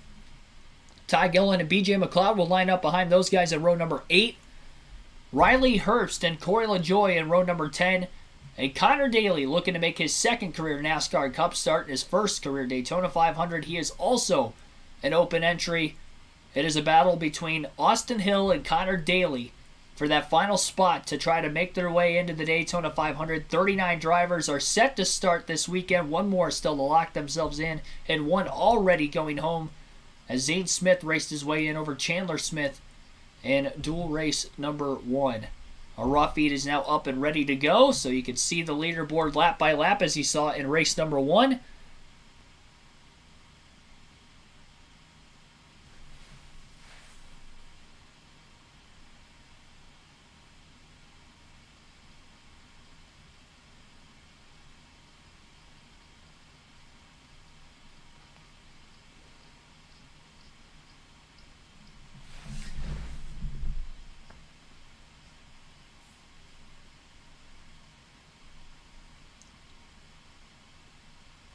NASCAR Cup Series 2311 Racing, thanks for tuning in. Earl Arnold Jr., thanks for tuning in.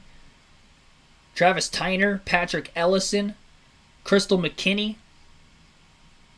Got 114 people in the chat right now. Be sure to hit the like button. Subscribe for more daily NASCAR content. Live commentary for Duel number 2 coming up. Highlights from tonight's Duel race will be uploaded on the channel tomorrow, with my commentary synced up with it. Had a photo finish in race number 1. Thrilling finish, I do have to say. And a photo finish for Joey Logano and Christopher Bell. Margin of victory 18 1/1000ths of a second as Logano got the win.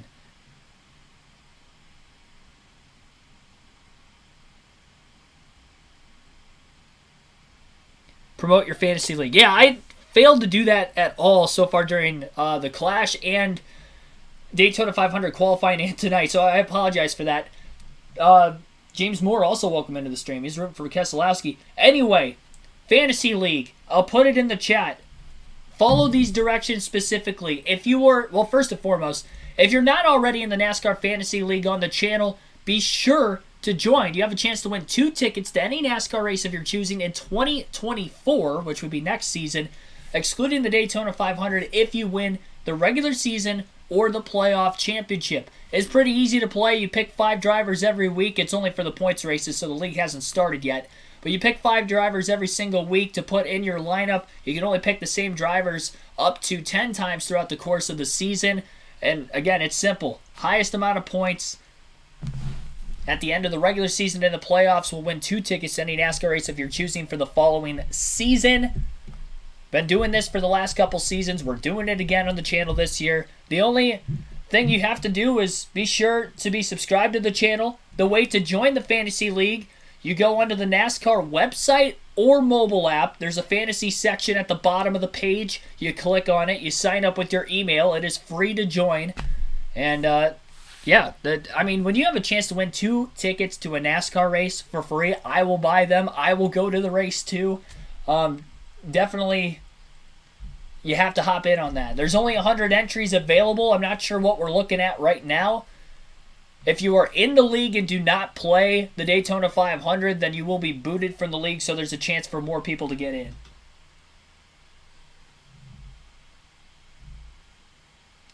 By the way, I got a little bit of a lag on Hulu on my TV right now, out of randomness.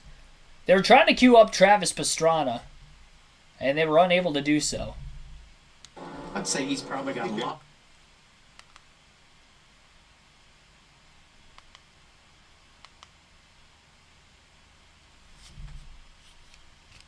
Need to log out. That, delayed Hulu on my end.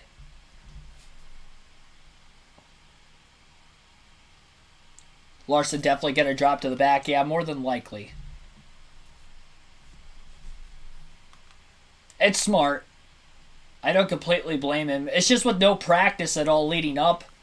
You don't know exactly how the car is going to be in the draft. And you have a chance to get a good look at it. And Bowman chose not to do it.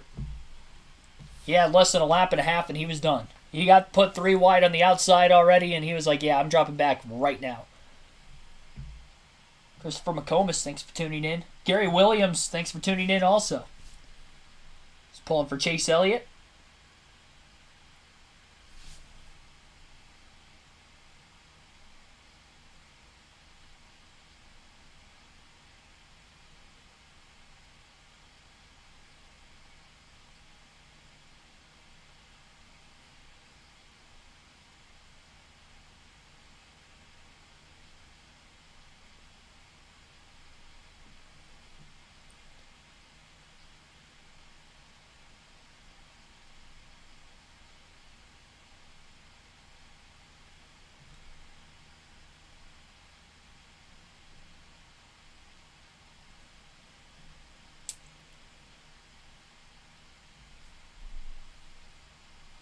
Yeah, I didn't realize how long Connor Daly's been in IndyCar for. 97 career IndyCar starts, according to Mike Joy there. I saw he has 1 podium finish. I was looking at his racing reference last night. He made a Cup start at the Roval last season with the Money team. Gonna try to radio in with Kyle Busch. Well, different car, different color, different number, but same aggressive guy behind the steering wheel. What did you see from the first duel that you're going to protect or implement in the second one here? Not a whole lot of rowdy, so we'll see if we can make this one a little bit more rowdy. But no, I mean, just trying to see what all goes down with the runs and like you guys were talking about, just the energy that kind of happens. And not trying to ride around single file, but we'll see what happens. You got to take care of your car. You got to have a good piece. We got a good 3G Chevrolet for the Daytona 500, so we want to make sure we come out of here one piece. All right, man. You got a heck of a guy behind you that's a good pusher in his own right. So good luck. Have fun out there, man. All right, thank you. 4 Chevrolets among the top 7, along with 3 Fords. Here's Regan Smith. Well, Mike, you mentioned Martin Truex Jr. 0 for 19 in the dual races, looking for that first dual win. And as a matter of fact, 0 for 71 at the super speedway races. I talked to crew chief James Small before they got ready to go out. He said, tonight we want to find out what this race car can do. We are going to be very aggressive. We have a great backup car in the truck. If we need that, we will use it. I want to find out if we can push and take pushes better than last year where he won 2 of the stages in the Daytona 500. Josh? Well, Regan, only 1 open spot left in the Daytona 500, and Austin Hill in the 62 wants it bad. He said he was stressed out before qualifying. He's stressed out before heading into duel number 2 just because he hasn't drafted in the Cup car. But now he knows the scenario. As long as Connor Daly isn't the top open car ahead of him and Travis Pastrana, then Austin Hill is in. In terms of Connor Daly, it's been a nightmare week. Couldn't qualify yesterday because of an electrical issue. And then today, they got it fixed, but it was all about trying to get the seat right. He had radio issues. When I asked him what he could expect out there, he told me, frankly, he doesn't know. He just says, when I get out there, I hope I have something I could work with. I think he has 1 Cup start on the Roval at Charlotte last fall. Yep. He practiced. Beat Mike Joy to the punch on that one. And he said, I think. He wasn't totally sure. I'm sure. I checked Racing Reference yesterday. I have a whole 3 pages worth of notes on every driver. Well, not 3 pages per driver, but 3 pages worth of notes for every driver that made an entry this weekend in the Daytona 500. I am prepared to tell some stories throughout the Daytona 500, just as they would do on the actual race broadcast. I put like 2.5 to 3 hours worth of research in yesterday before qualifying took place after I got off of a full day's worth of work at my full-time job, so can't wait. Looks like there's a problem mechanically right now with the 50 car of Connor Daly.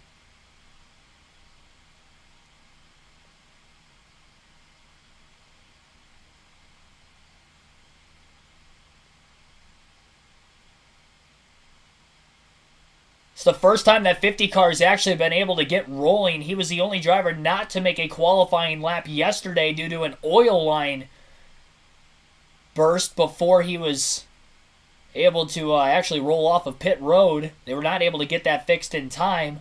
Had to work on the car overnight to get it ready for today. This is the first time they've been able to fire it up and actually get onto the high banks. Only at caution speed, and already looks like there's something messed up with the suspension of the race car as well. Again, he has to race his way into the Daytona 500 today. Couldn't qualify yesterday because, well, he didn't even make a lap, so tough break. It's going to be an underdog kind of a fight from Connor Daly to make the Daytona 500 over the next 60 laps. We'll see if he can do it. Again, pit road speed 45 miles an hour, 60 laps for 150 miles, 38 to 42 laps will be the fuel window. Pace car pulling onto pit road. Our second race of the night about to begin. Kyle Larson elects the inside lane for the start. Almirola on the outside of the front row. That'll split the SHR Fords up. Green flag is in the air, and we're underway for our second race of the evening.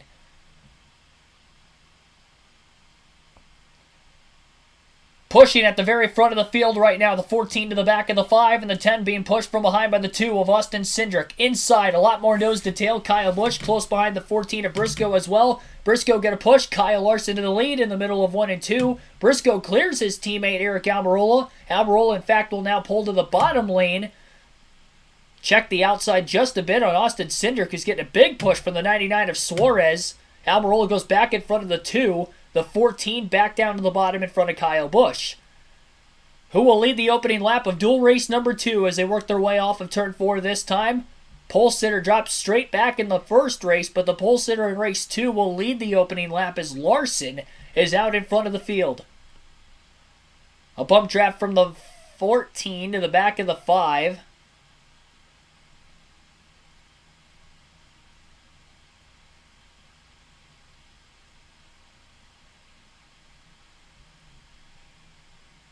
T-Van, thanks for tuning in also. It'd be cool to see Connor Daly in the 500 as well, but that team has had a lot of mechanical issues this last 24 hours, really. It's going to be tough for him to even make it to the end of this race. 14 car got a little squirrely on the bottom lane right in front of Kyle Busch, and that stacks up the inside, allowing for Almirola to get the push, and Almirola by inches will lead lap 2. A lot more coordinated on the outside than the inside lane on the front stretch that time, allows Eric Almirola to make the first lead change of dual race number 2, and it only took 2 laps to get to the lead. A slight bobble by the 14 was all it took. Briscoe heavily pushing Kyle Larson, trying to get him back going to the inside of the leaders into turn 3. The 2 hanging on the back bumper of Almirola, pushing him in the middle of turns 3 and 4. Larson has worked his way back to the inside of the 10 car. And at the start-finish line this time by Almirola will lead lap number 3. Larson still on the inside of Cindric for second. Almirola has not dove back to the inside to try to block Larson in any way. He continues to stay on the outside with a Ford of Austin Cindric behind him. And it looks like the top 14 cars in this lead pack right now. And then Corey LaJoie and Noah Gregson 15th, 16th on back side by side, but they have lost the lead pack just a tad. A lot of bump drafting going on right now inside the top 10, even by drivers that aren't necessarily in the lead in the respected lines. And a lot of dancing around going on the back straightaway with that being the case. So crucial to have the bumpers aligned properly, especially when you have different manufacturers pushing another. The bumpers may not align quite as well as maybe some of the Chevys on a Chevy or a Ford on a Ford for that matter. But we've seen some bump drafting in the middle of the corners quite a bit as well, which is definitely the most dangerous area of the racetrack to be doing which.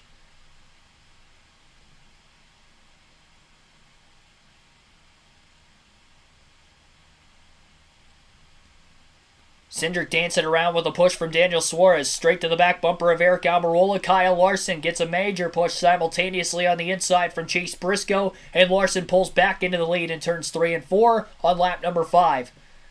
So the 5th lap will be led by the 5 car at the line. Almirola gave him a run for his money there at the end, but ended up a half a car length short. Our second lead change in the early going of the race.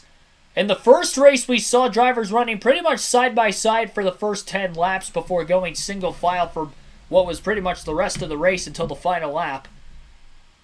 A lot more pushing going on, though, at the beginning of this race compared to race number 1. We might have a debris caution coming up here. There was a window that just flew off of one of the race cars in the pack.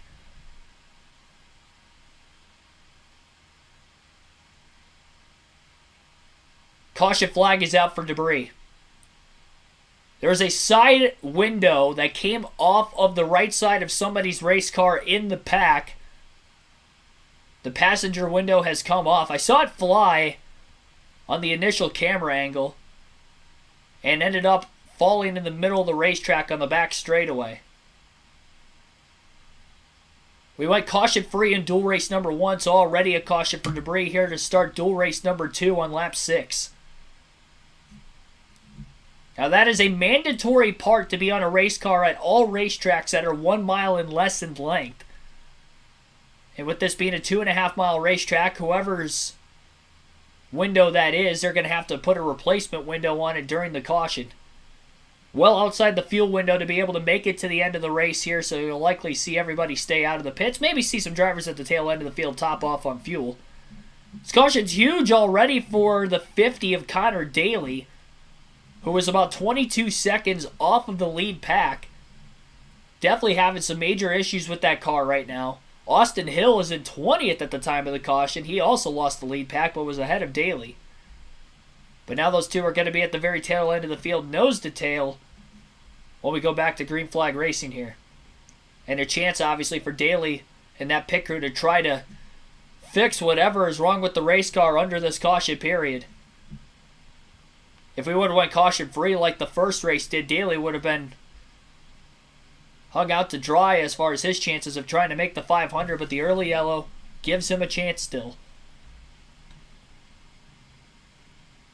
131 people watching.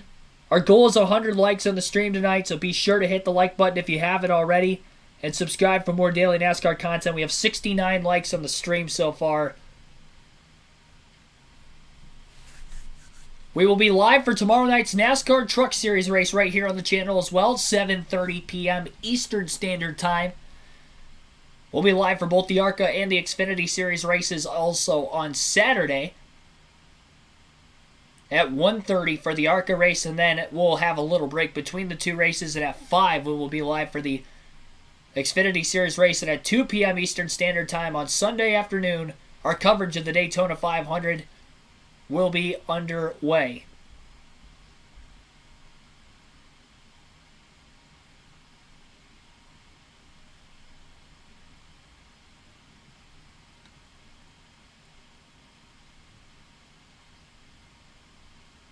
Kyle Larson not dropping to the back in the early going of this race, so he's getting a little bit of racing in for himself. A lot more than what Alex Bowman did in the first race. Now, we have seen in the past where drivers who started on the front row or were supposed to start in the front row for the 500 get caught up in incidents in the duel race.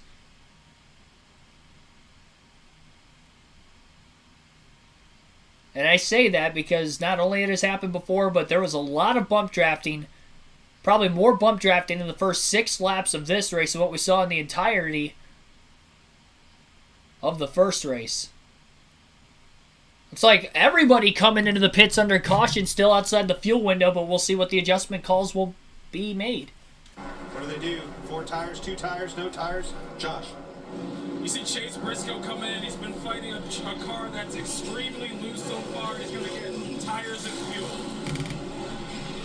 Well, LaJoy and Suarez and Keselowski deal out with fuel only. About that. 4 tires on the 14, fuel only on a lot of them, right sides only. And the 45, Tyler Reddick, does not get going. He's going to fall all the way to the back as he finally leaves his pit stall.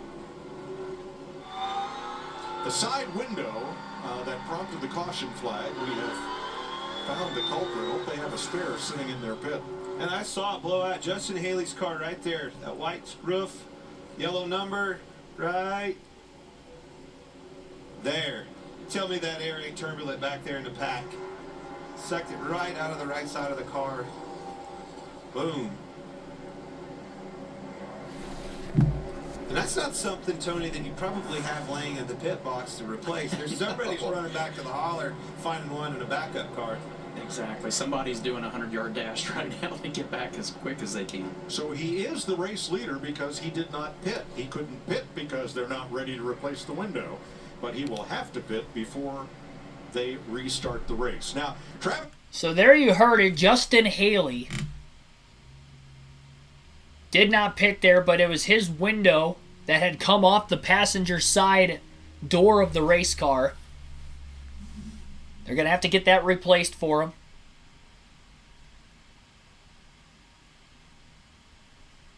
Another driver who stayed out of the pits. How about Travis Pastrana, the number 67?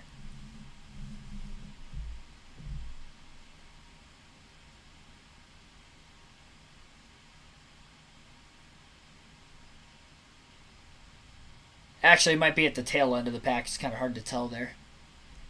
BJ McLeod stayed out of the pits as well, but he'll be in the same lap as Justin Haley the following time after pit road was open.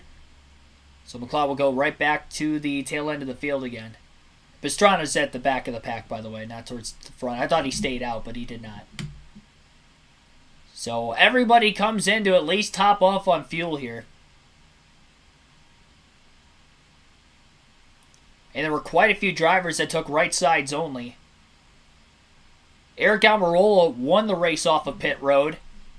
He'll elect the inside lane for the restart. Now this is the first race on a super speedway throughout the course of the weekend in which we will see the choose cone in play. The choose cone was only on the short tracks and intermediates in NASCAR last season, but now it's going to be at every track, road courses and at these super speedways all throughout the course of the season. It's going to be very interesting to see how that will go throughout speed weeks in all 3 series. Especially if we get some late race restarts to see who will be pushing who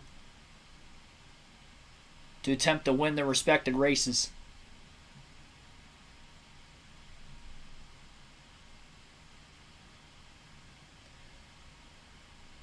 After about 4 laps under caution, we're about to be headed green this time by. We'll still have 50 laps to go in dual race number 2.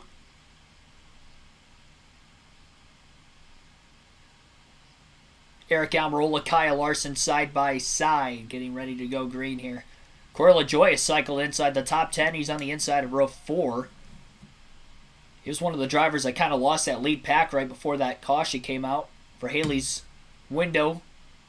Coming up off the race car. Side window, of course. Pace car is going to pull onto pit road.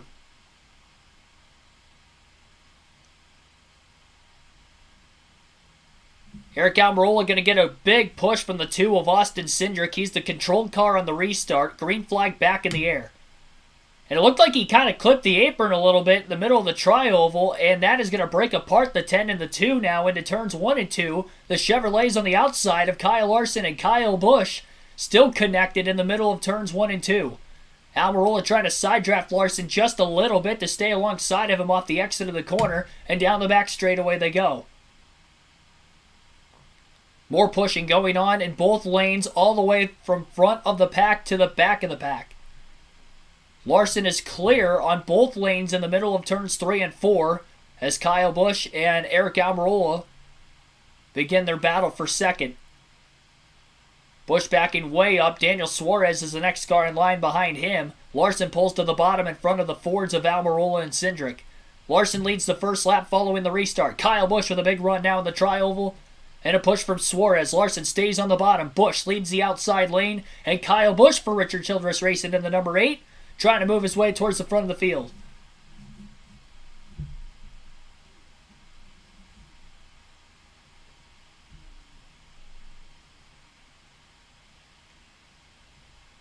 Yeah, different kind of Kyle on Kyle's show. Super Speedway edition. Kyle Busch is clear, but he did not move down to the bottom lane on Larson. Stays on the outside, door-to-door for the lead off of turn 4. Busch getting a nice little bit of a run into the tri-oval. Busch will lead his first lap of the race at the line. Not clear of Kyle Larson, but he does lead his first lap. He is now the third different leader in this first duel. Second duel, rather. We only had 3 total leaders in duel race number 1 in the 60 laps. 13 laps into this one, we've already had our 3 different leaders. Ryan Preece in the outside lane. Pretty close to his teammate Almirola, just in different lane as him. A lot of Fords at the very front of the field right now. You got Chevrolets leading it, but a bunch of Fords behind them. Cindric, Almirola, Preece, Keselowski, all in the top 7. Busch at the line leads that lap as well.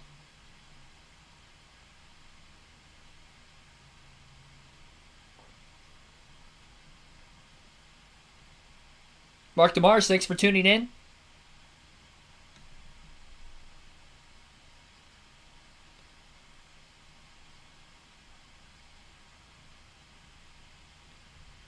Larson and Almirola connecting bumpers, actually pulling away from the third car in line on the inside. Such a massive run for the 2 cars that Larson is clear of Kyle Busch. Almirola could not clear him though, and the 2 is trying to play catch up with the 10. Larson is out ahead by about 2 car lengths off the exit of turn 4 as Busch gets another run in the outside, as again that outside lane is more coordinated together. There are 2 Toyotas for Joe Gibbs Racing running nose to tail as the 5th and 6th cars on the outside lane. That would be Denny Hamlin and Martin Truex Jr. That is interesting because I'm curious to see if Denny may potentially try to make a move. He's got another experienced super speedway racer on the outside right in front of him with Brad Keselowski, who won a dual race at Daytona last season. If anybody's going to attempt to make it 3 wide, I would probably look back there towards those 3 cars. Although we still have 45 laps to go, and it's a dual race, so I'm not entirely sure that they would make it 3 wide. But if they do attempt to do it, I would imagine that those would be the cars trying to make some moves. Connor Daly lost the pack once again on this restart. He has scored in 20th. He's 3 seconds off of the actual lead pack right now. Austin Hill currently runs in 18th. Again, those 2 are having to race their way into the Daytona 500. The 62 and the 50.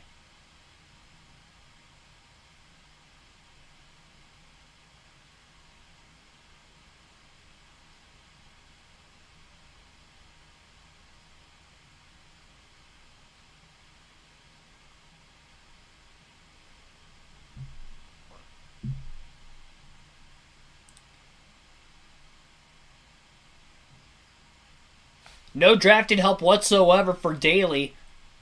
Now the 62 of Austin Hill is looking as if he was going to lose that lead pack. There were 3 cars potentially losing the lead pack as well, but they were able to get single file before losing the draft and were able to suck back up. So you have exactly 19 cars in the lead pack right now. And the 2 cars that are not in the lead pack would be BJ McLeod and Connor Daly. And McLeod is about to go a lap down here in just a few laps. So he's about 40 seconds off the race lead.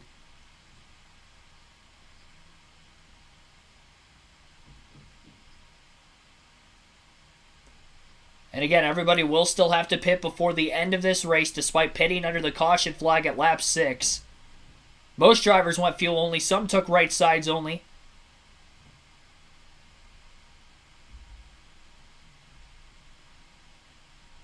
The Chevys were the first manufacturer to pit in dual race number 1. They pitted 10 laps before the Fords and the Toyotas, who pitted together halfway through the race. The fuel window will open up here in a couple laps to be able to make it to the end if anybody tries to short pit again. It did not work the last time, though, so I doubt anybody will try it in race 2. I think you have to learn from the mistakes of everybody made in that first race, personally.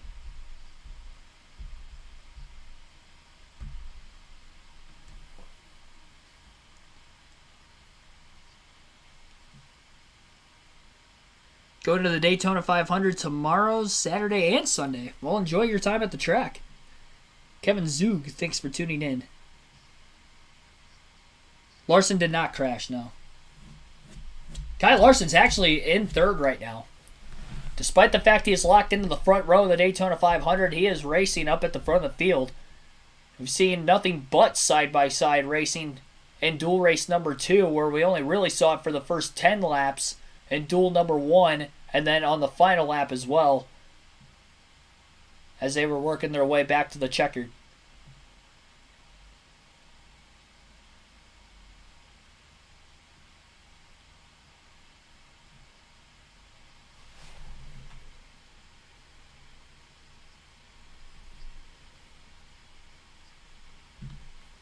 Again, Fox currently under commercial break right now.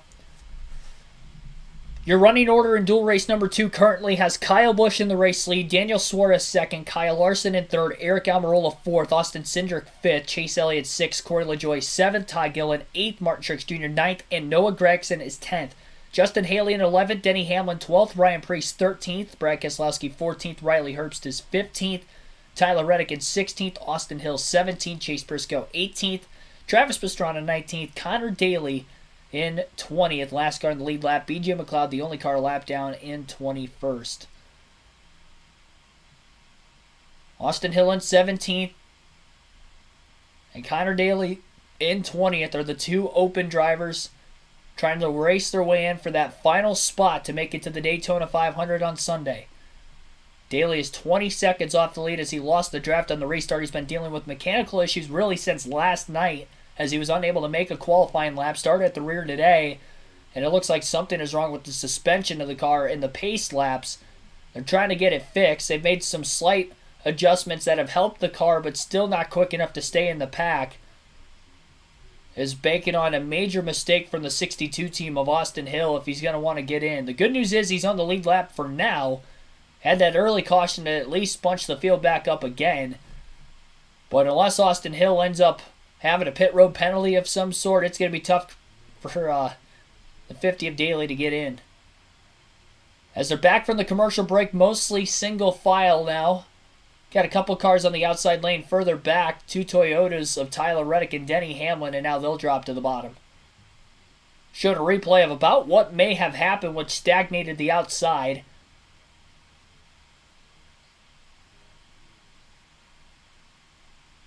It just looked like cars were just kind of starting to back off the outside, move down to the bottom further back in the pack, so the guys that were up towards the front of the field on the outside just didn't have enough energy behind them with the lack of numbers compared to cars on the bottom, which is exactly what happened in dual race number 1 once they got about 10 laps into the run, just like this dual race. And just like in dual race number 1 as well, they're all single file on the double yellow line on the inside.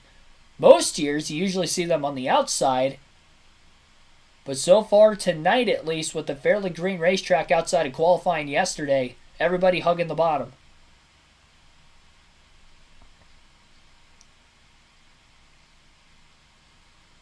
Harvick finished 6th, if I remember correctly, in Duel 1. He was second on the final lap.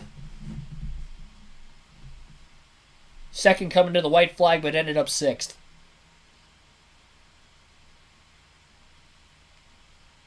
Now, all the manufacturers are split up quite a bit more than what they were before green flag pit stops in dual race number 1. You got the top 3 are all Chevrolets.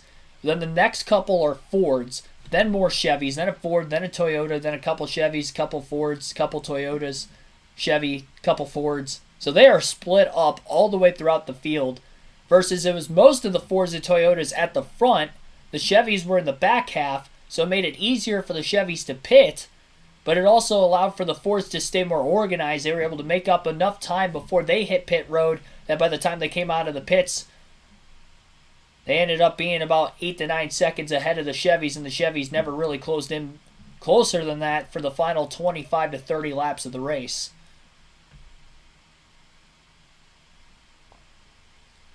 So with them being more split apart this time, it's going to be very interesting to see how they will get to pit road if they have to make a green flag stop this time.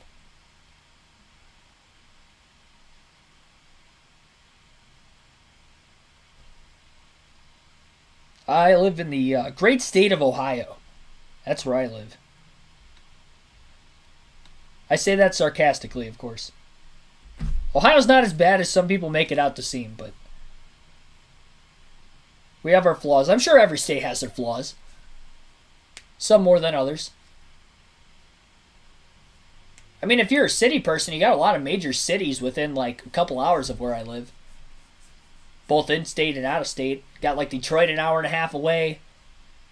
Columbus is 2 hours away. Cleveland's about an hour and a half away. Cincinnati's about 3 hours. Indianapolis is 4. So, I mean, it's quite a bit. Here's the NASCAR on Fox. Crank it up for the first time of the night.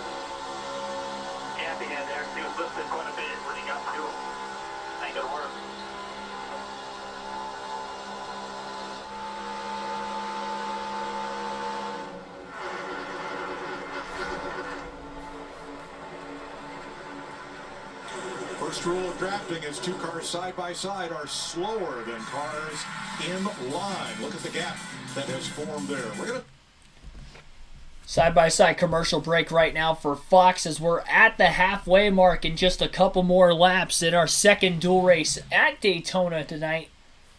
Again, currently your top 10 has Kyle Busch in the race lead, Daniel Suarez second, Kyle Larson third, Eric Almirola fourth, Austin Cindric is fifth, Chase Elliott sixth, Corey LaJoie seventh, Todd Gilliland eighth, Martin Truex Jr. ninth, and Noah Gragson rounds out the top 10. Everybody still has to pit.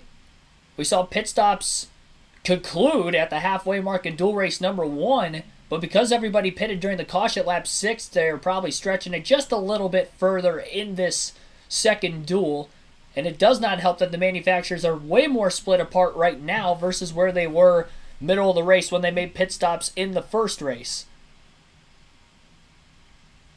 And as we get to those pit stops, you guys will get to listen to the pit reports as usual and all season long on these live commentary streams. Again, we'll be doing live commentary streams every week that I don't go to the racetrack for the NASCAR race weekend. And it'll be across all 3 series, Cup, Xfinity, and Trucks.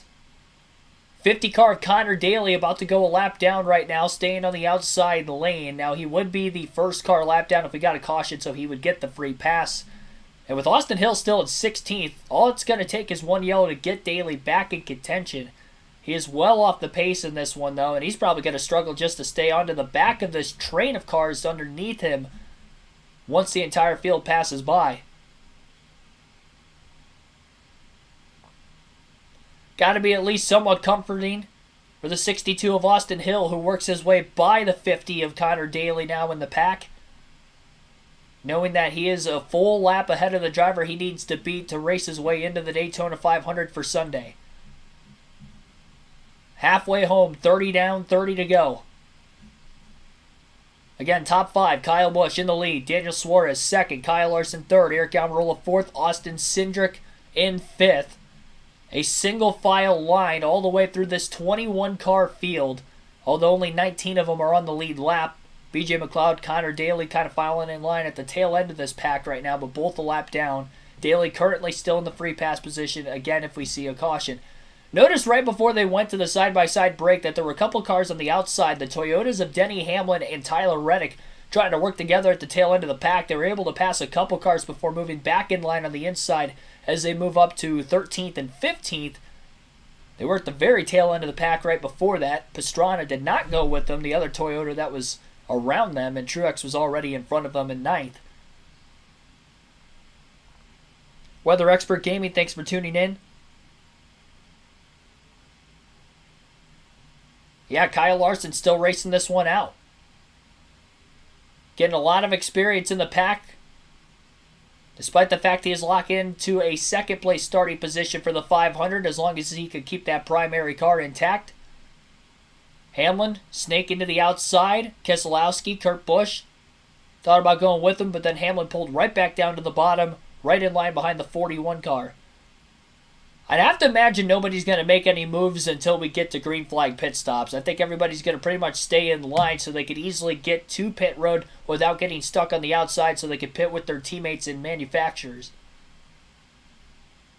I'd be shocked if anybody tries to make a move before that. It'll be interesting exactly when drivers may make moves in this dual race. This dual race has already been more racy than race 1.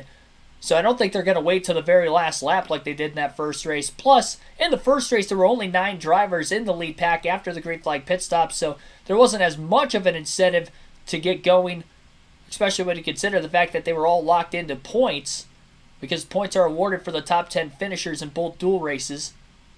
Sure, they were racing for points amongst each other,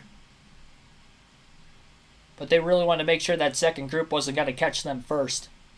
And they were unable to do so as they stayed organized until the white flag.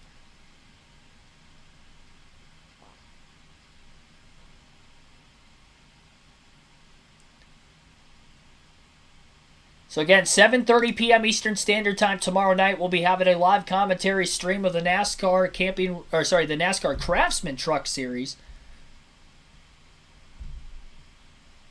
As Speed Week's coverage continues with these live commentary streams, started last night with the Daytona 500 qualifying session, and now tonight with the dual races at Daytona. Already more of you guys in the chat and just in general watching the stream, so greatly appreciate you guys tuning in this evening. We'll have live commentary all Speed Weeks long, and then as well all next week for Auto Club. The first race I'm going to planned 100% is COTA, and that is not until the end of March, so a lot of races to open up the season that will be live commentated right here on the channel for you guys, again, across all 3 of the top series in NASCAR. And we'll be doing ARCA especially this weekend with it being Speed Weeks at Daytona. Denny Hamlin making a move to the outside once again with Brad Keselowski and Tyler Reddick as they're going to try to pick off 2 more positions of Ryan Preece and Austin Hill.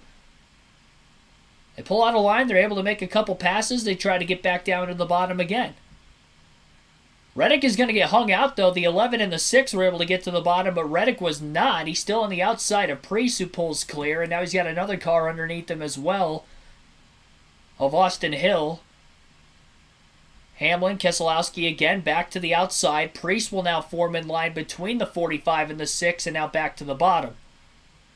Trying to get those spots back on the 6 and the 11, I'd have to assume. And it looks like he'll be able to do just that. Busch continues to lead. He's led 24 laps and counting already. Ryan Blaney led the most laps in Duel 1 despite finishing third with 30, and Logano led 29. Ross Chastain led 1. 3 different leaders in this race so far, just like we had in race 1. 8 laps led by Eric Almirola, 5 laps by pole sitter Kyle Larson, and Kyle Busch has led 24. All started inside the top 5. Marvin Davis, thanks for tuning in. Kyle Busch is the best to ever fart in a fire suit. All right. Cloudy Nook, thanks for tuning in. I can't show the actual race for copyright reasons, but giving you guys the actual live realistic commentary as always. The race is on Fox Sports 1 if you're wondering. Both races tonight. As well as tomorrow night's truck race. And Xfinity on Saturday, all on FS1, and then Big Fox for the Daytona 500 on Sunday. 23 laps to go. Everybody's probably going to have to pit at the very least between 10 and 15 laps to go in this race. It's about as far as they're going to be able to push it on fuel with everybody topping off during the caution at lap 6. We went green with exactly 50 laps to go. And the fuel window's 38 to 42 laps. Again, when will everybody pit? Denny Hamlin backing up right now to try to get a run on his teammate Martin Truex Jr. It's been amazing to watch Hamlin and Keselowski slowly work themselves through. They were 18th and 19th at one point after the restart when everything got single file about 10 laps after the fact. And now Hamlin's worked himself in the top 10, even though every time he moves up, he only really has 1 or 2 cars going with him. And now because of backing up to Martin Truex Jr. is maybe going to try to get another run, and we'll see if the 19 will go with his teammate, if they can maybe make some more passes here. Hamlin trying to get himself closer to the front of the field before pit stops to greater his chances of trying to cycle out to the lead and try to win this race. Best in the super speedways in recent NASCAR history. Chase Elliott making a move to the outside. Moves off the bottom. I think he might have a problem. He ended up getting split 3 wide as Hamlin goes all the way to the top to get by Elliott. Corey LaJoie moved up right behind the 9, and now we have about 3 cars on the outside. Hamlin's lost the bottom lane, having to split around the 7 and the 9 in an evasive maneuver, and now he's getting freight trained after getting all those positions. He's going to lose them all just because of having to hop out of line to miss a potential accident. I'm not sure what happened in the middle of the tri-oval there. It didn't look like Elliott tried to intentionally make that move. It looked like he ended up having to get out of the gas one way or another and fell immediately backwards. Daniel Suarez tucked underneath the back bumper of Kyle Busch in the middle of turns 3 and 4. A lot of pushing going on into the tri-oval still with the top 2 cars on the inside lane and at the front of the field. 20 laps to go in dual race number 2. Nobody pits that time. Hamlin, Elliott on the outside still trying to push each other forward. Suarez continues to push the 8 of Kyle Busch off the exit of turn 2, trying to keep the bumpers aligned correctly. Surprised there's a lot of bump drafting going on at the very front of the field. Larson in 3rd place, right behind them as well. Busch gets turned on the back straightaway. Caution's out, he comes back across the pack. And we've got a couple cars going down into the grass to miss him. They're wrecking. Austin Hill's involved. One of the open drivers has crashed at the tail end of the field as he got piled into from behind by Travis Pastrana and the 15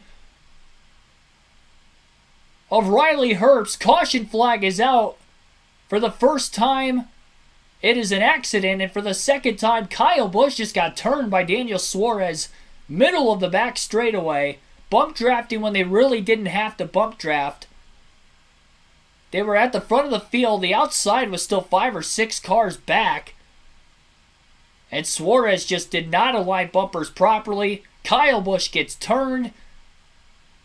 Preece and Gregson had to go on the grass to miss him, as well as Justin Haley.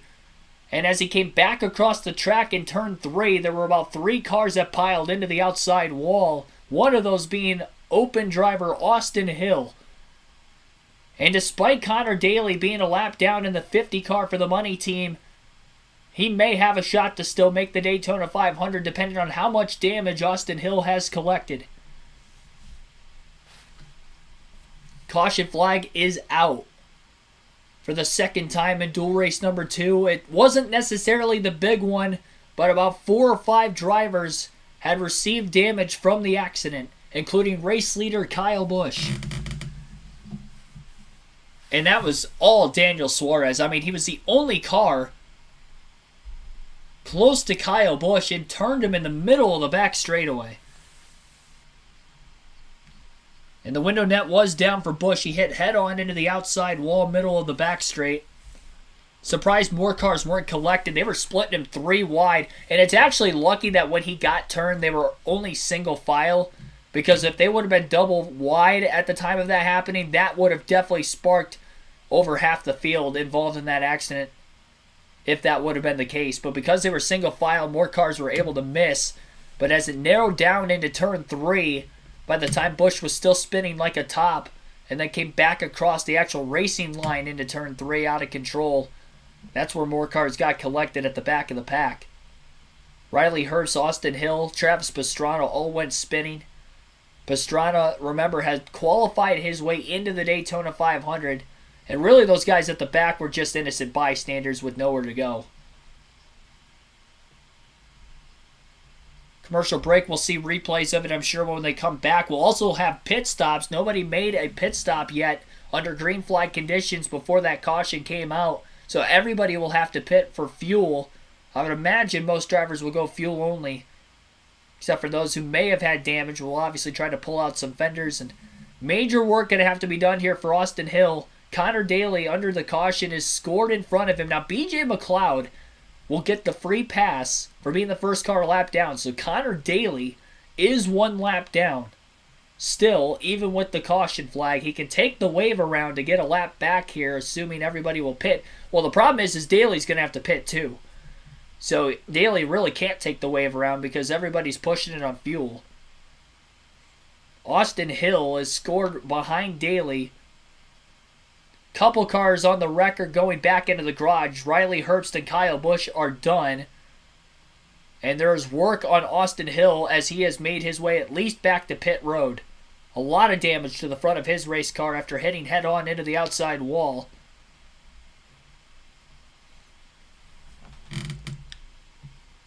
Mentioned that Daniel Suarez has never finished in the top 10 in his career in the Daytona 500, and that lack of experience, or at least good experience on super speedways, paid into effect here as he just turned Kyle Busch. He was pushing him all the way, really, through 1 and 2, down the backstretch, and it was just too much pushing, when the pushing really didn't have to be. Hit him in the right rear corner panel and hooked him in the middle of the back straightaway. Busch goes head-on hard into the outside wall. Now, there were 3 cars on the outside of Keselowski, Hamlin, and Elliott. They barely missed to the outside of Kyle Busch. Priest, Gregson, Haley went to the grass to try to miss. Austin Hill, who went to the grass, lost control after getting hit by Pastrana from behind. That sent Hill into the outside of the 15 car of Riley Herbst, which sparked that 3-car wreck behind the rest of the wreck. Cars are on pit road.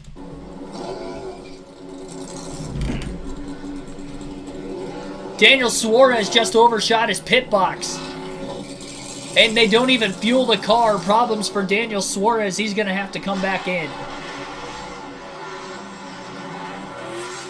This will be an important race off pit road. More audio problems, it seems like, with the pit. Brad Keselowski was cleared in the grass, 3 wide.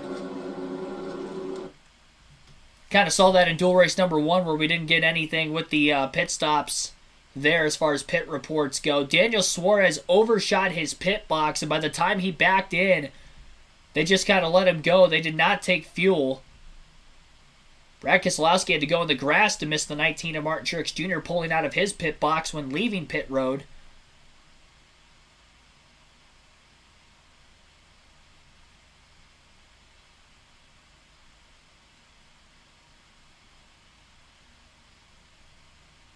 So the right front suspension badly hurt on the 62 rather of Austin Hill. He is on the racetrack right now, but it looks like he has literally no control of the race car at caution speed, as it was just kind of sliding up the banking as he was trying to get the car to turn. And that's just at 70 miles an hour, so you have to imagine he will not even be able to go at speed of 180. On our leaderboard, he has scored 2 laps down. Connor Daly still 1 lap down because he did not get the free pass. Daly in 17th, Austin Hill in 18th. They're trying to race each other for that final spot to get into the Daytona 500.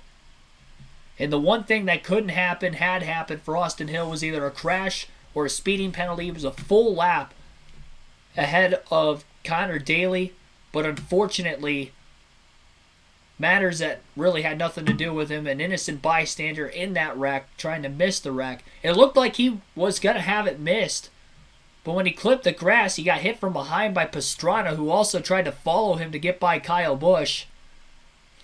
And that turned him into the 15 car who was on his outside. Pastrana went around as well. Unbelievable. Marvin Davis, thanks for tuning in.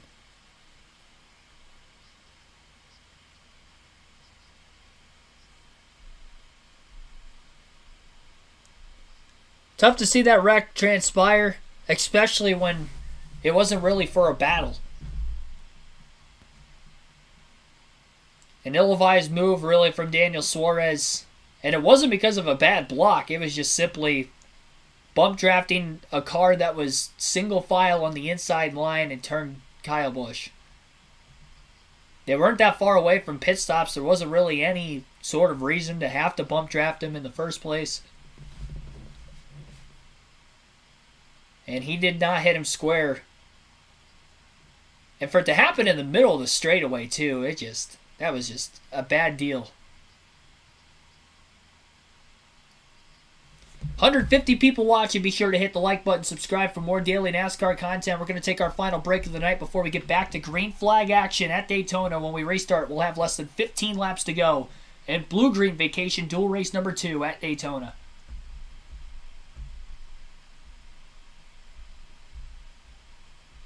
Under caution for the second time, Kyle Busch, who will go down to lead the most laps in this race, will end up finishing in 19th with a DNF. Drivers who will DNF from that wreck would include Travis Pastrana, Riley Herbst, Kyle Busch, and potentially Austin Hill, who is now 3 laps down.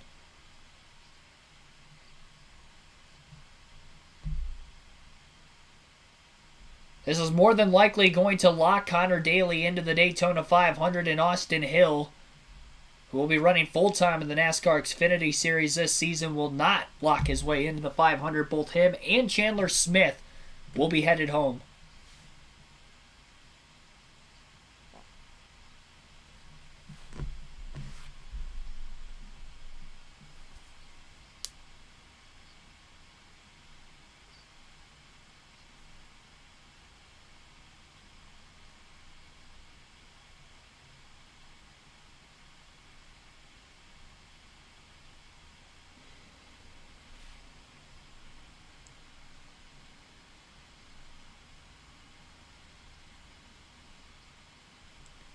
So the Beard Motorsports Chevrolet of Austin Hill is being pushed to the garage right now.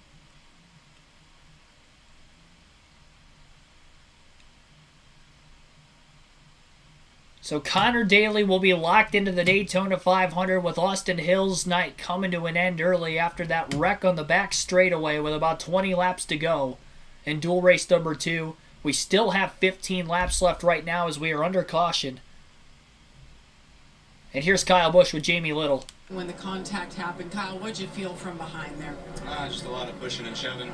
A few laps straight there. Just doing everything you can to try to hang on and do the best you can to make sure that you keep it straight. And just finally overloaded the left rear and hooked it to the right. So, hate it for all my guys. And, building a fast Chevy Camaro was really fun to drive.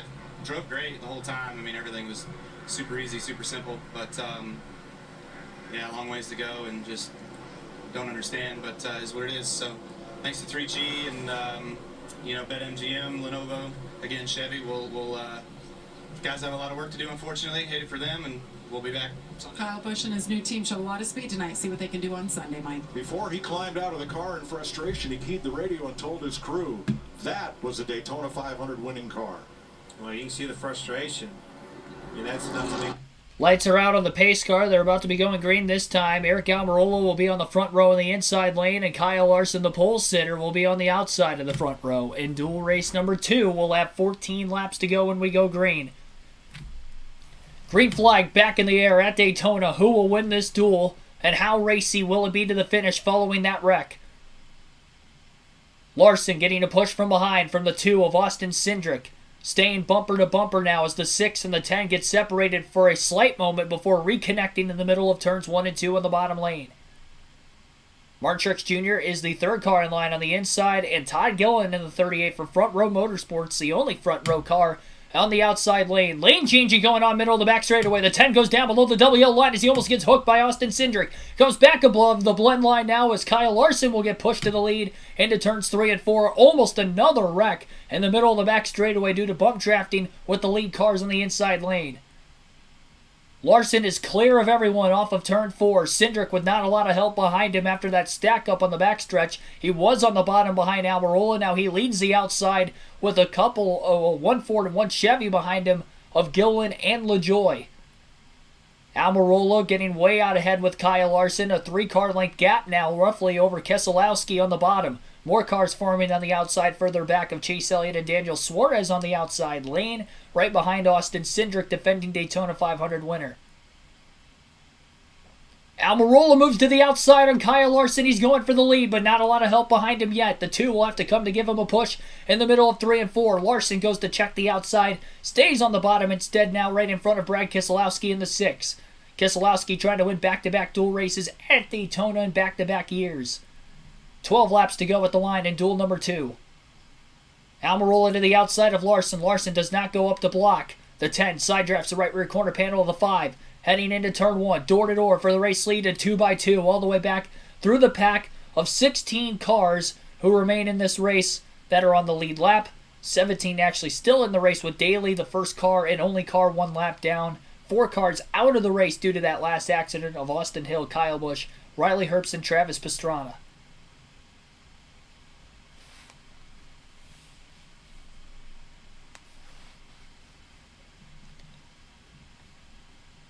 Larson a little separated from the 6 car of Brad Keselowski behind him. Almirola side drafts the 5, gets the pole, gets a push from the 2, clear, and down to the bottom goes the 10.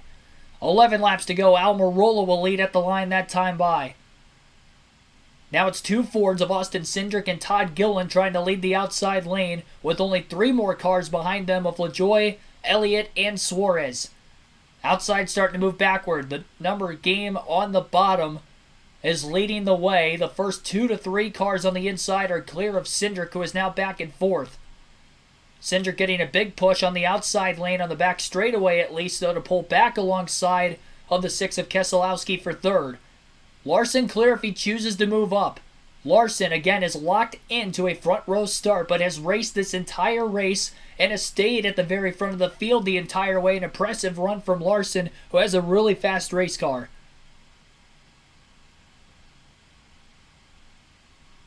We had a photo finish in dual race number 1 between Joey Logano and Christopher Bell, where Logano, who was the leader coming to the white flag, was able to defend everybody to get the dual race win. Had a little help from his teammate Ryan Blaney on the front stretch when Bell pulled out of line with a run in the middle of 3 and 4. Blaney chose not to go with him. Margin of victory, 18 one-thousandths of a second of a difference between Logano and Bell. Less than a half a car length was the difference at the line. Well, we have another photo finish for the 2nd time tonight. 9 laps to go at the start-finish line, this time by Almirola leads, Larson 2nd, Cindric 3rd, Keselowski 4th, Ty Gilliland 5th, Martin Truex Jr. in 6th, Corey LaJoie 7th, Chase Elliott 8th, Noah Gragson 9th, Denny Hamlin rounds out the top 10, Daniel Suarez in 11th, Tyler Reddick in 12th, Ryan Preece 13th, Justin Haley 14th, Chase Briscoe 15th, BJ McLeod in 16th, Connor Daly a lap down at 17th, and then the 4 cars out of the race set in 18th through 21st would be Austin Hill, Kyle Busch, Riley Herbst, then Travis Pastrana. So Pastrana going to be starting last in the Daytona 500 this weekend, with finishing last in this dual race today. Cindric to the outside lane. side by side for the lead with Almirola in turns 3 and 4. The 38 giving the push to the 2. The outside had a couple cars get squirrely off the exit of turn 4, but they hang on. 8 laps to go at the line as Almirola leads that lap by inches over Cindric. Here's Travis Pastrana with Jamie Little meanwhile. Big show on Sunday, Travis. What do you take away from your experience here tonight? You don't learn a lot about where the car works. I think we'll still be able to run that same car. I just didn't get it slowed down quite in time to avoid the chaos in front of me. But, we were just kind of running in the back, just watching everything that was happening, seeing which lanes worked, how they worked, where my car worked best. And, dude, it was a lot of fun. It was super intense first couple laps. You don't realize what you can't see. On television, it always seems like you can see everything, but you're following the car in front of you, and you're kind of trying to pay attention to what's around you for where the corners are coming, and you follow those big Sunoco signs and just kind of turn left when you see them. So, it was a great time. I just a little bit of damage, but unfortunately, hopefully we won't be in the care center anymore this week. And even on the truck, we had a flat going around, so I already had some drifts. Hopefully, bad luck's out of the way, and we have some fun the rest of the week. I love it. 6.5 laps to go as the field heads towards the back straightaway off the exit of turn 2. 2 by 2 all the way through the pack for those on the lead lap, battling for points in the top 10 and battling for a win in dual race number 2 at the World Center of Racing, the Daytona International Speedway. Eric Almirola is side by side for the race lead with fellow Ford driver and defending Daytona 500 winner Austin Cindric. Off the exit of turn 4, Almirola clear with a big push from the 5 of Kyle Larson on the bottom lane behind him. 6 laps to go now at the line. Larson nearly clear of the 2 of Cindric. Cindric trying to side draft the right rear corner panel to pull back the 5, gets a big push into turn 1 from the 38 again, and pulls back to the outside of the race lead of Eric Almirola. But now the 38 leaves the back bumper of the 2. Cindric starts to fade backwards and has to desperately side draft Larson to stay with the inside lane cars.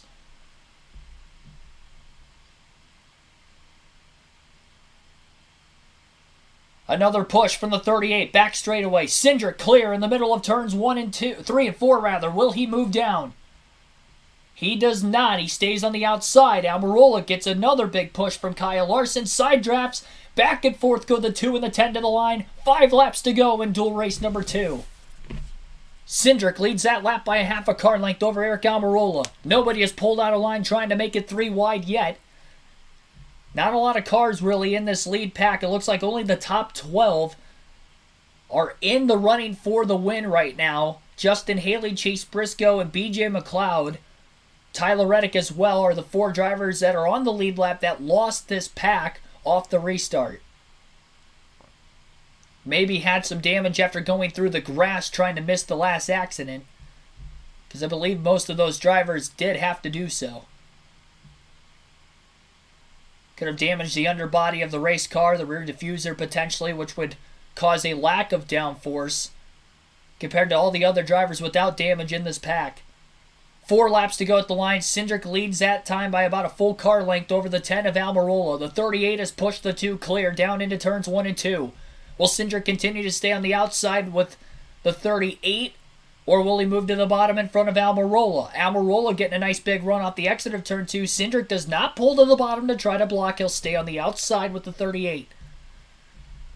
2 rookies from last season trying to work together to win this dual race. Corey LaJoie, who has never won a cup race in his career, is the 3rd car in line on the top. Now the 38 and the 2 are clear. They'll both move to the bottom lane. Corey LaJoie going to lead the top with Chase Elliott and Daniel Suarez. Couple of Chevys behind him, followed by 2 Toyotas of Denny Hamlin and Martin Truex Jr. Truex moves now down to the bottom lane. It's the 42 of Noah Gragson at the back of the pack. Hamlin goes down with the 19, and the outside is losing numbers. 4 cars in the outside lane, 3 laps to go into turn 1. Cindric, half a car length gap between himself and the 38 on the bottom. LaJoie getting another surge of momentum off the exit of turn 2 as he gets a major push from Chase Elliott on the outside. Goes Cindric to block. Big block on the 7 of Corey LaJoie. He almost gets turned on the back straightaway. He's sideways as he gets pushed by the 7, and the 38 down on the bottom will take the lead into 3. Hamlin going to the outside, trying to make it 3 wide at the back of the pack. Doesn't have any help. He'll lose a couple positions. And it's Todd Gilliland, who finished outside the top 25 in points last season, leads with 2 laps to go in the dual race. Cindric now leading the outside lane with Corey LaJoie behind him after a block and a mishap with a push on the back straightaway. Nearly contact into turn 1 between the 6 and the 7 mid-pack.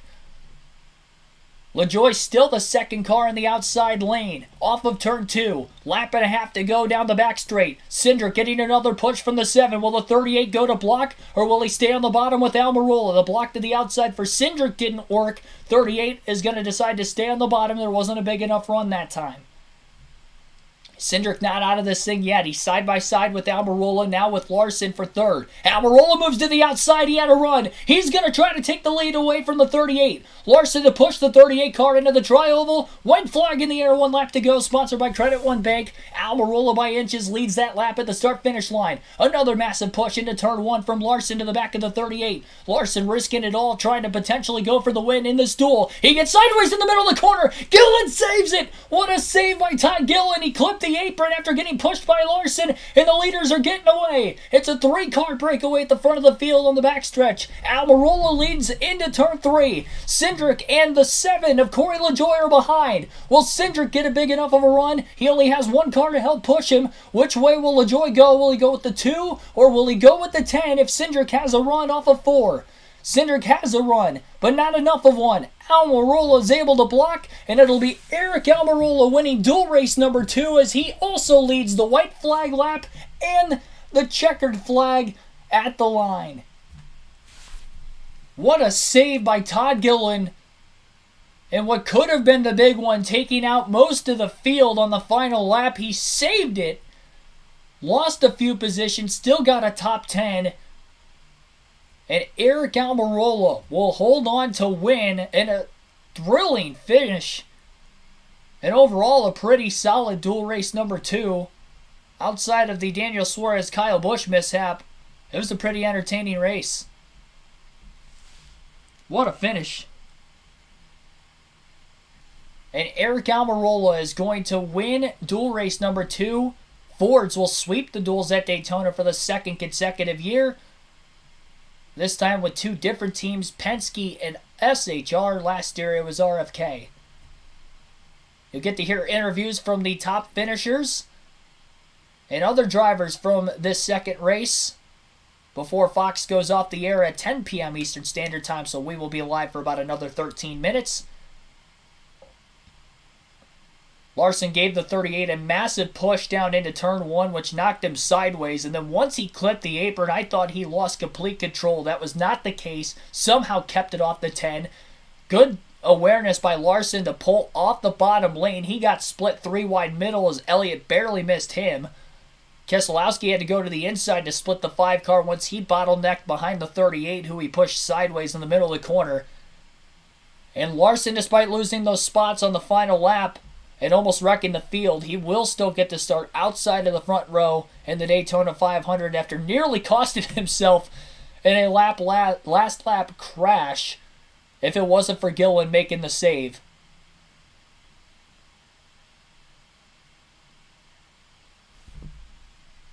Sid for Brains, thanks for tuning in.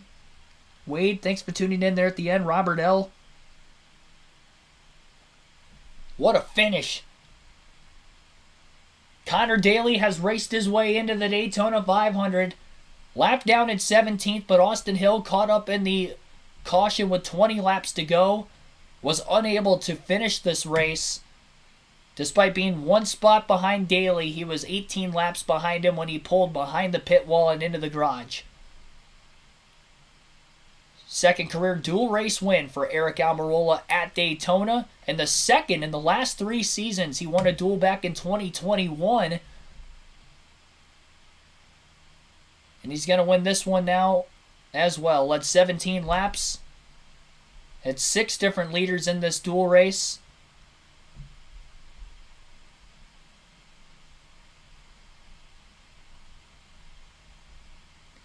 $16 lead changes in the 60-lap duel.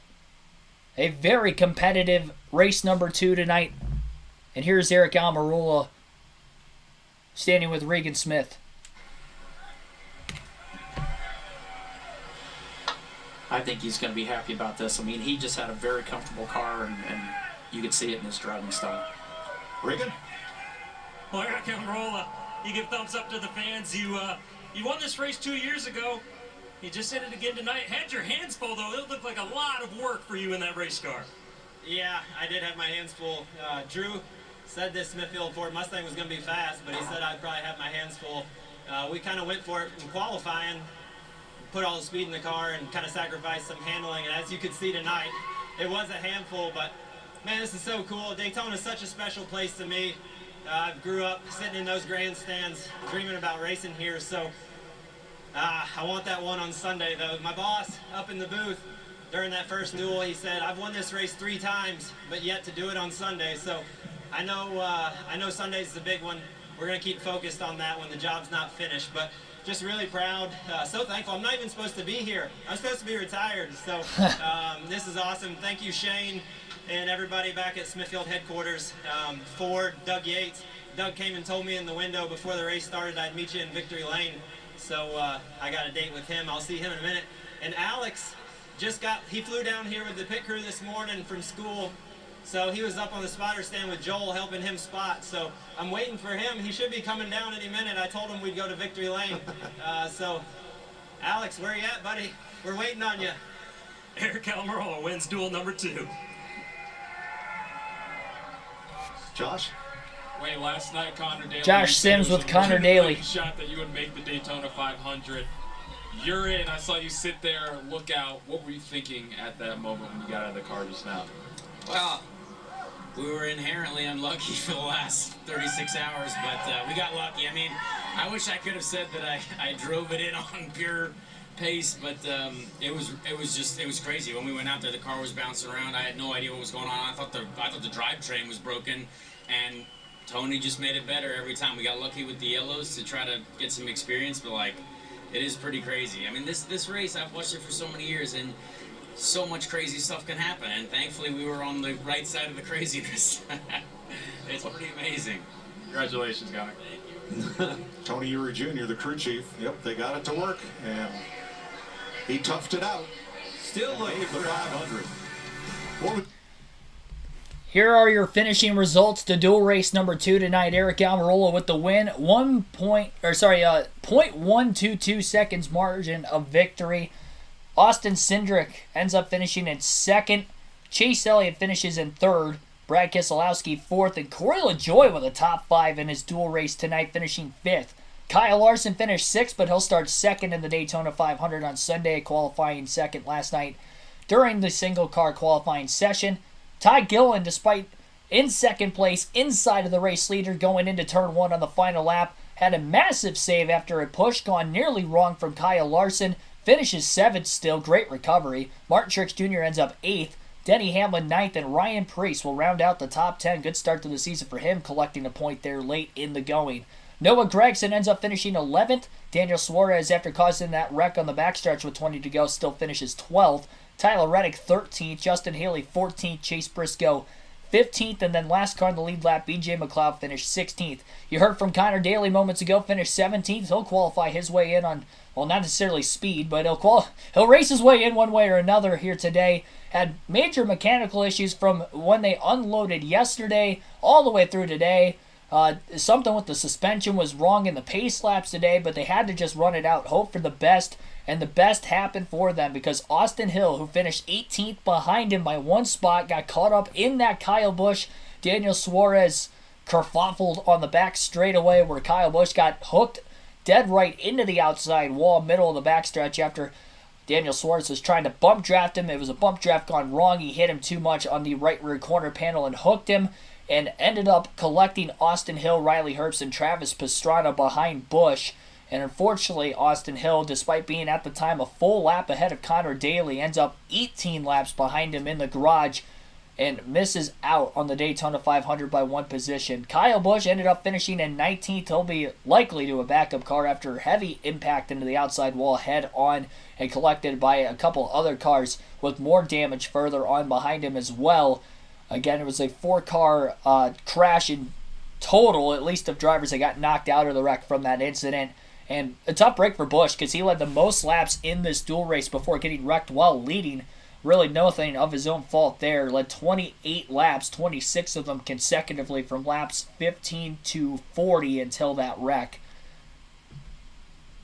Riley Herbst ended up in 20th, one spot behind him, and then Travis Pastrana in 21st, who got caught up in that incident as well. He'll be starting dead last in the Daytona 500 on Sunday. Any more interviews over the next handful of minutes, you guys will get to listen in before Fox goes off the air, and then we will go off the air soon to follow. Hit the like button, subscribe for more daily NASCAR content if you haven't already. Our streaming schedule for the rest of this week will look like this. You have tomorrow night's live commentary live stream for the NASCAR I keep saying Camping World. NASCAR Craftsman Truck Series tomorrow night on the channel, 7:30 p.m. Eastern Standard Time. Live commentary stream will begin there. We'll be doing live commentary streams for the ARCA race on Saturday afternoon at 1:30 p.m. Eastern Standard Time, followed by the Xfinity Series race at 5 p.m. Eastern Standard Time. And, of course, the race that we've all been waiting for all off-season long, the Daytona 500, will be on Sunday. Our coverage begins a half hour before the start of the race and about 45 minutes before the drop of the green flag at 2 p.m. Eastern Standard Time. Hope to see you for that one. Total time on today's race, 59 minutes, 15 seconds, about 12 minutes longer than the first race with the two cautions. Here's Josh Sims with Chase Elliott. Like we definitely need to be a little better. Our Napa Chevy was it was fast. I feel like I could push really well, but I think everybody can now. So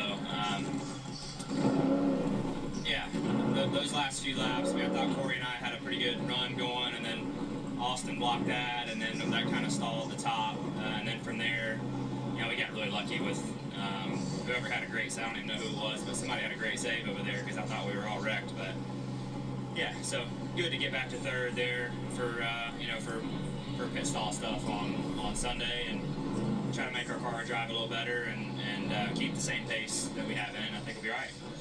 Thanks, Jason. Good luck.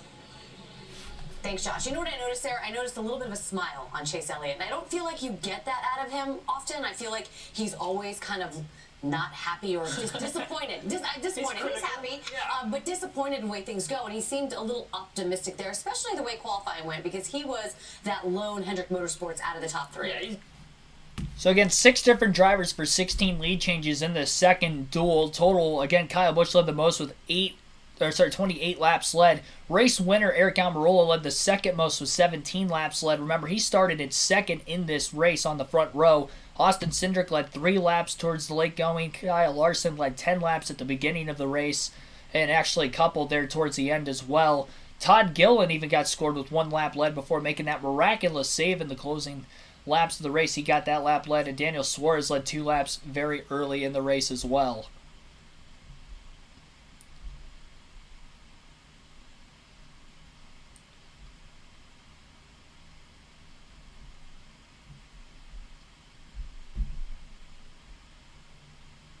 So again, your dual race winners of Joey Logano and Eric Almirola will be starting on row number 2 for the Daytona 500 on Sunday, and the front row will still be the same front row from qualifying yesterday. Alex Bowman on the pole, Kyle Larson outside of the front row. He'll be starting in second.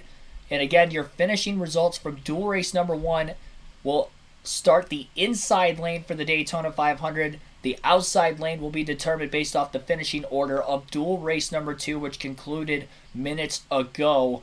Appreciate you guys tuning in. Again, like, subscribe for more daily NASCAR content. Tune in tomorrow night, 7:30 p.m. Eastern Standard Time. We'll be live, and we'll have our first official points race. I mean, this is technically the points races that started the season, but the actual points that count towards the playoffs, towards the championship, a win and you're in, that will begin tomorrow. It'll be the NASCAR camping. I said it again. I'm not going to get that wrong tomorrow during the actual race. I'll tell you that much. The NASCAR Craftsman Truck Series will begin at 7:30 p.m. Eastern Standard Time. The actual race is on Fox Sports 1. If you're unable to watch it, tune right in here. I'll give you guys the live realistic commentary just as we did for tonight's race. Also be on the lookout for tomorrow's highlights from today's dual races at Daytona. That will be uploaded on the channel as soon as possible when I get up tomorrow morning. We had some great moments in tonight's race, some good calls along the way. Hopefully you guys enjoyed. Hopefully I did a good job for you guys. Appreciate the support as always. And I will see you guys tomorrow night back and better than ever. Once again, have a good rest of your night, everybody.